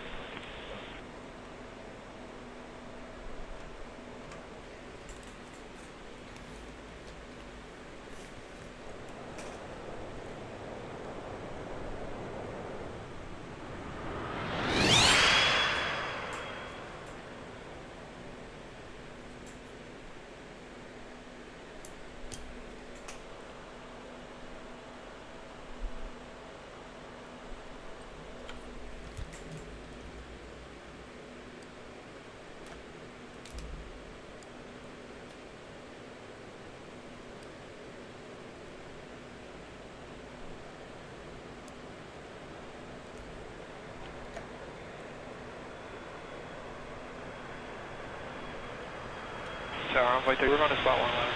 Envoy 3602, continue Foxtrot, Golf 5 into 111. Spot 5, 111, Envoy 3602, thanks for your help.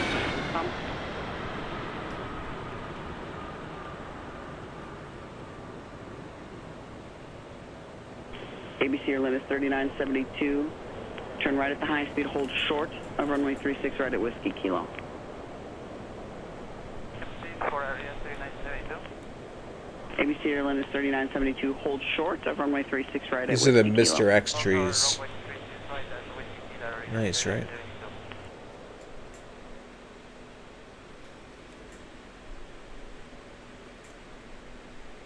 Tower view.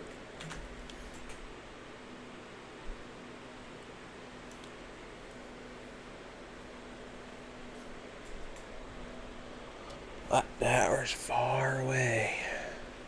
It would be cool to be at this hotel and for a night and just watch them ABC Airline is do plane 3972 spotting. at Whiskey Kilo, cross runway 36 right, then contact ground point 85.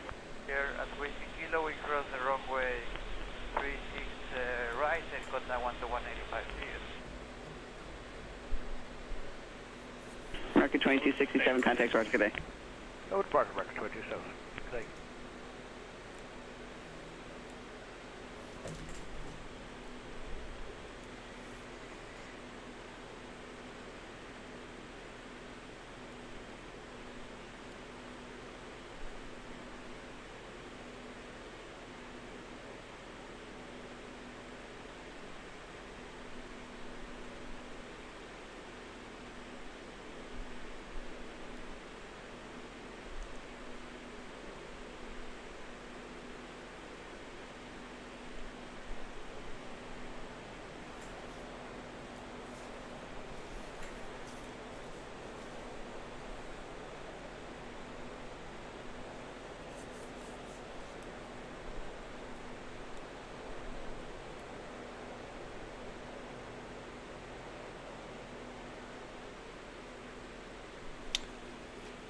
Cool. Oh wait, we said wing view.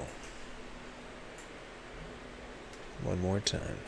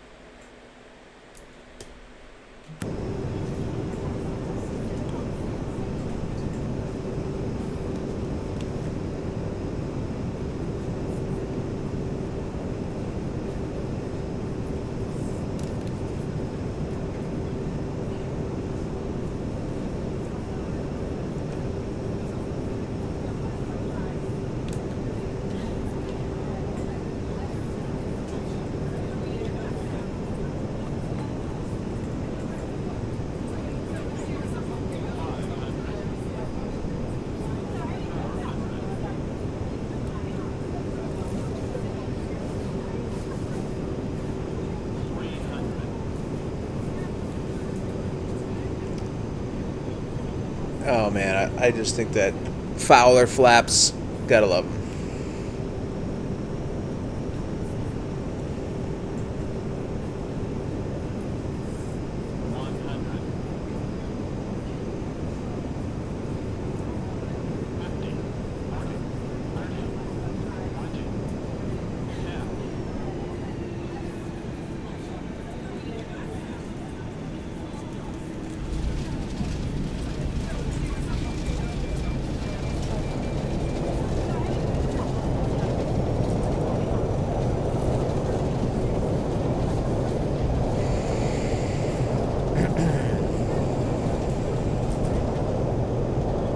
Airshore 5874, DFW Tower, runway 36, left and wait.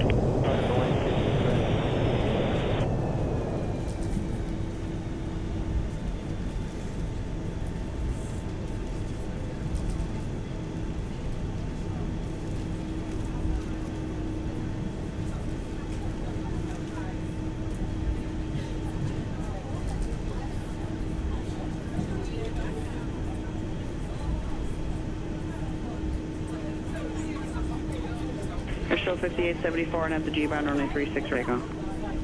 Takeoff 36 right, RNAV G-bound. Envoy 3569, DFW Tower, runway 36, wait. Alright, 3569, line up and wait, 36 right.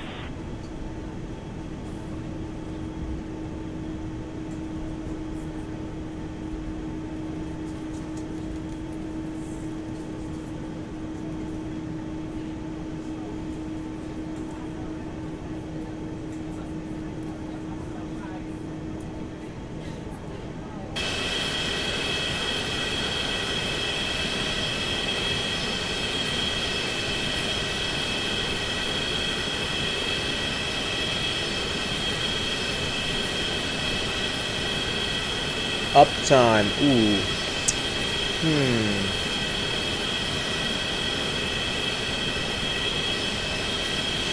Unfortunately, the chronometer in this particular chronometer, when you rewind and fast forward time, affects it, so it wouldn't be accurate.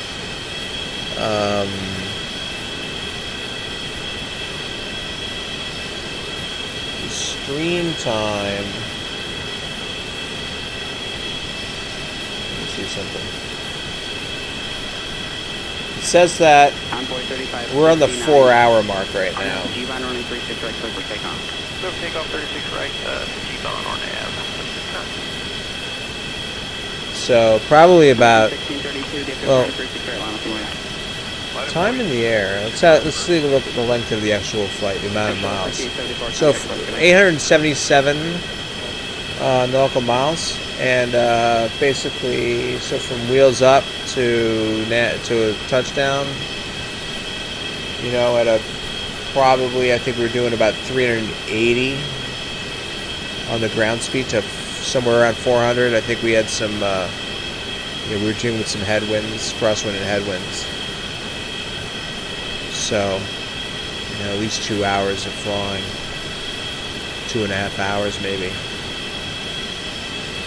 I've done that before, though, where I'll go back in the VOD and I'll just look at the time that I applied takeoff power to the time that I touched down and then get my uptime on that. As far as the flight time goes. 1632, RNAV to G-bound, runway 36 right, clear for takeoff. RNAV G-bound, clear for takeoff, right, sir. American 1050, DFW Tower, runway 36 right, line up and wait. Envoy 3569, contact rescue. Hi, 1069.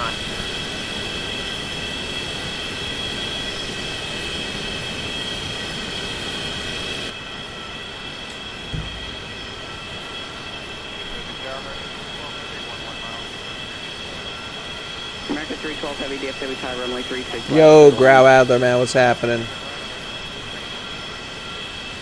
How you doing, dude? American 1050 RNAV to G-bound. What are you up to?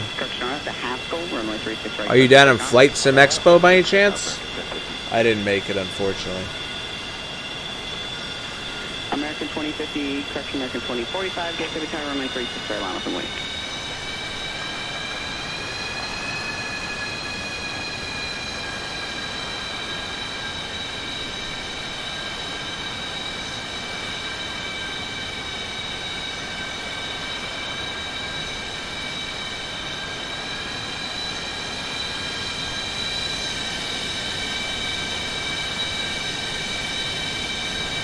Been flying in real life. Ah, okay. Did you go last year?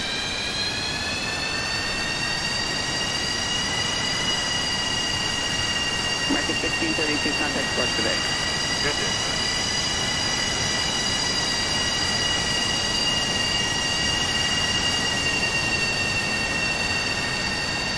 American 2045 on at the G-Line, we'll link for takeoff. Are you streaming tonight? If you want to fire up a stream, I'll host you.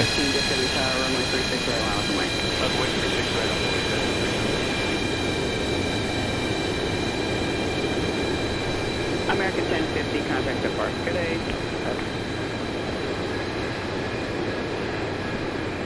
You just landed.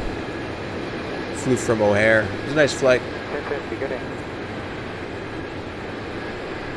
Everything went smooth, good scenery. Sim didn't crash.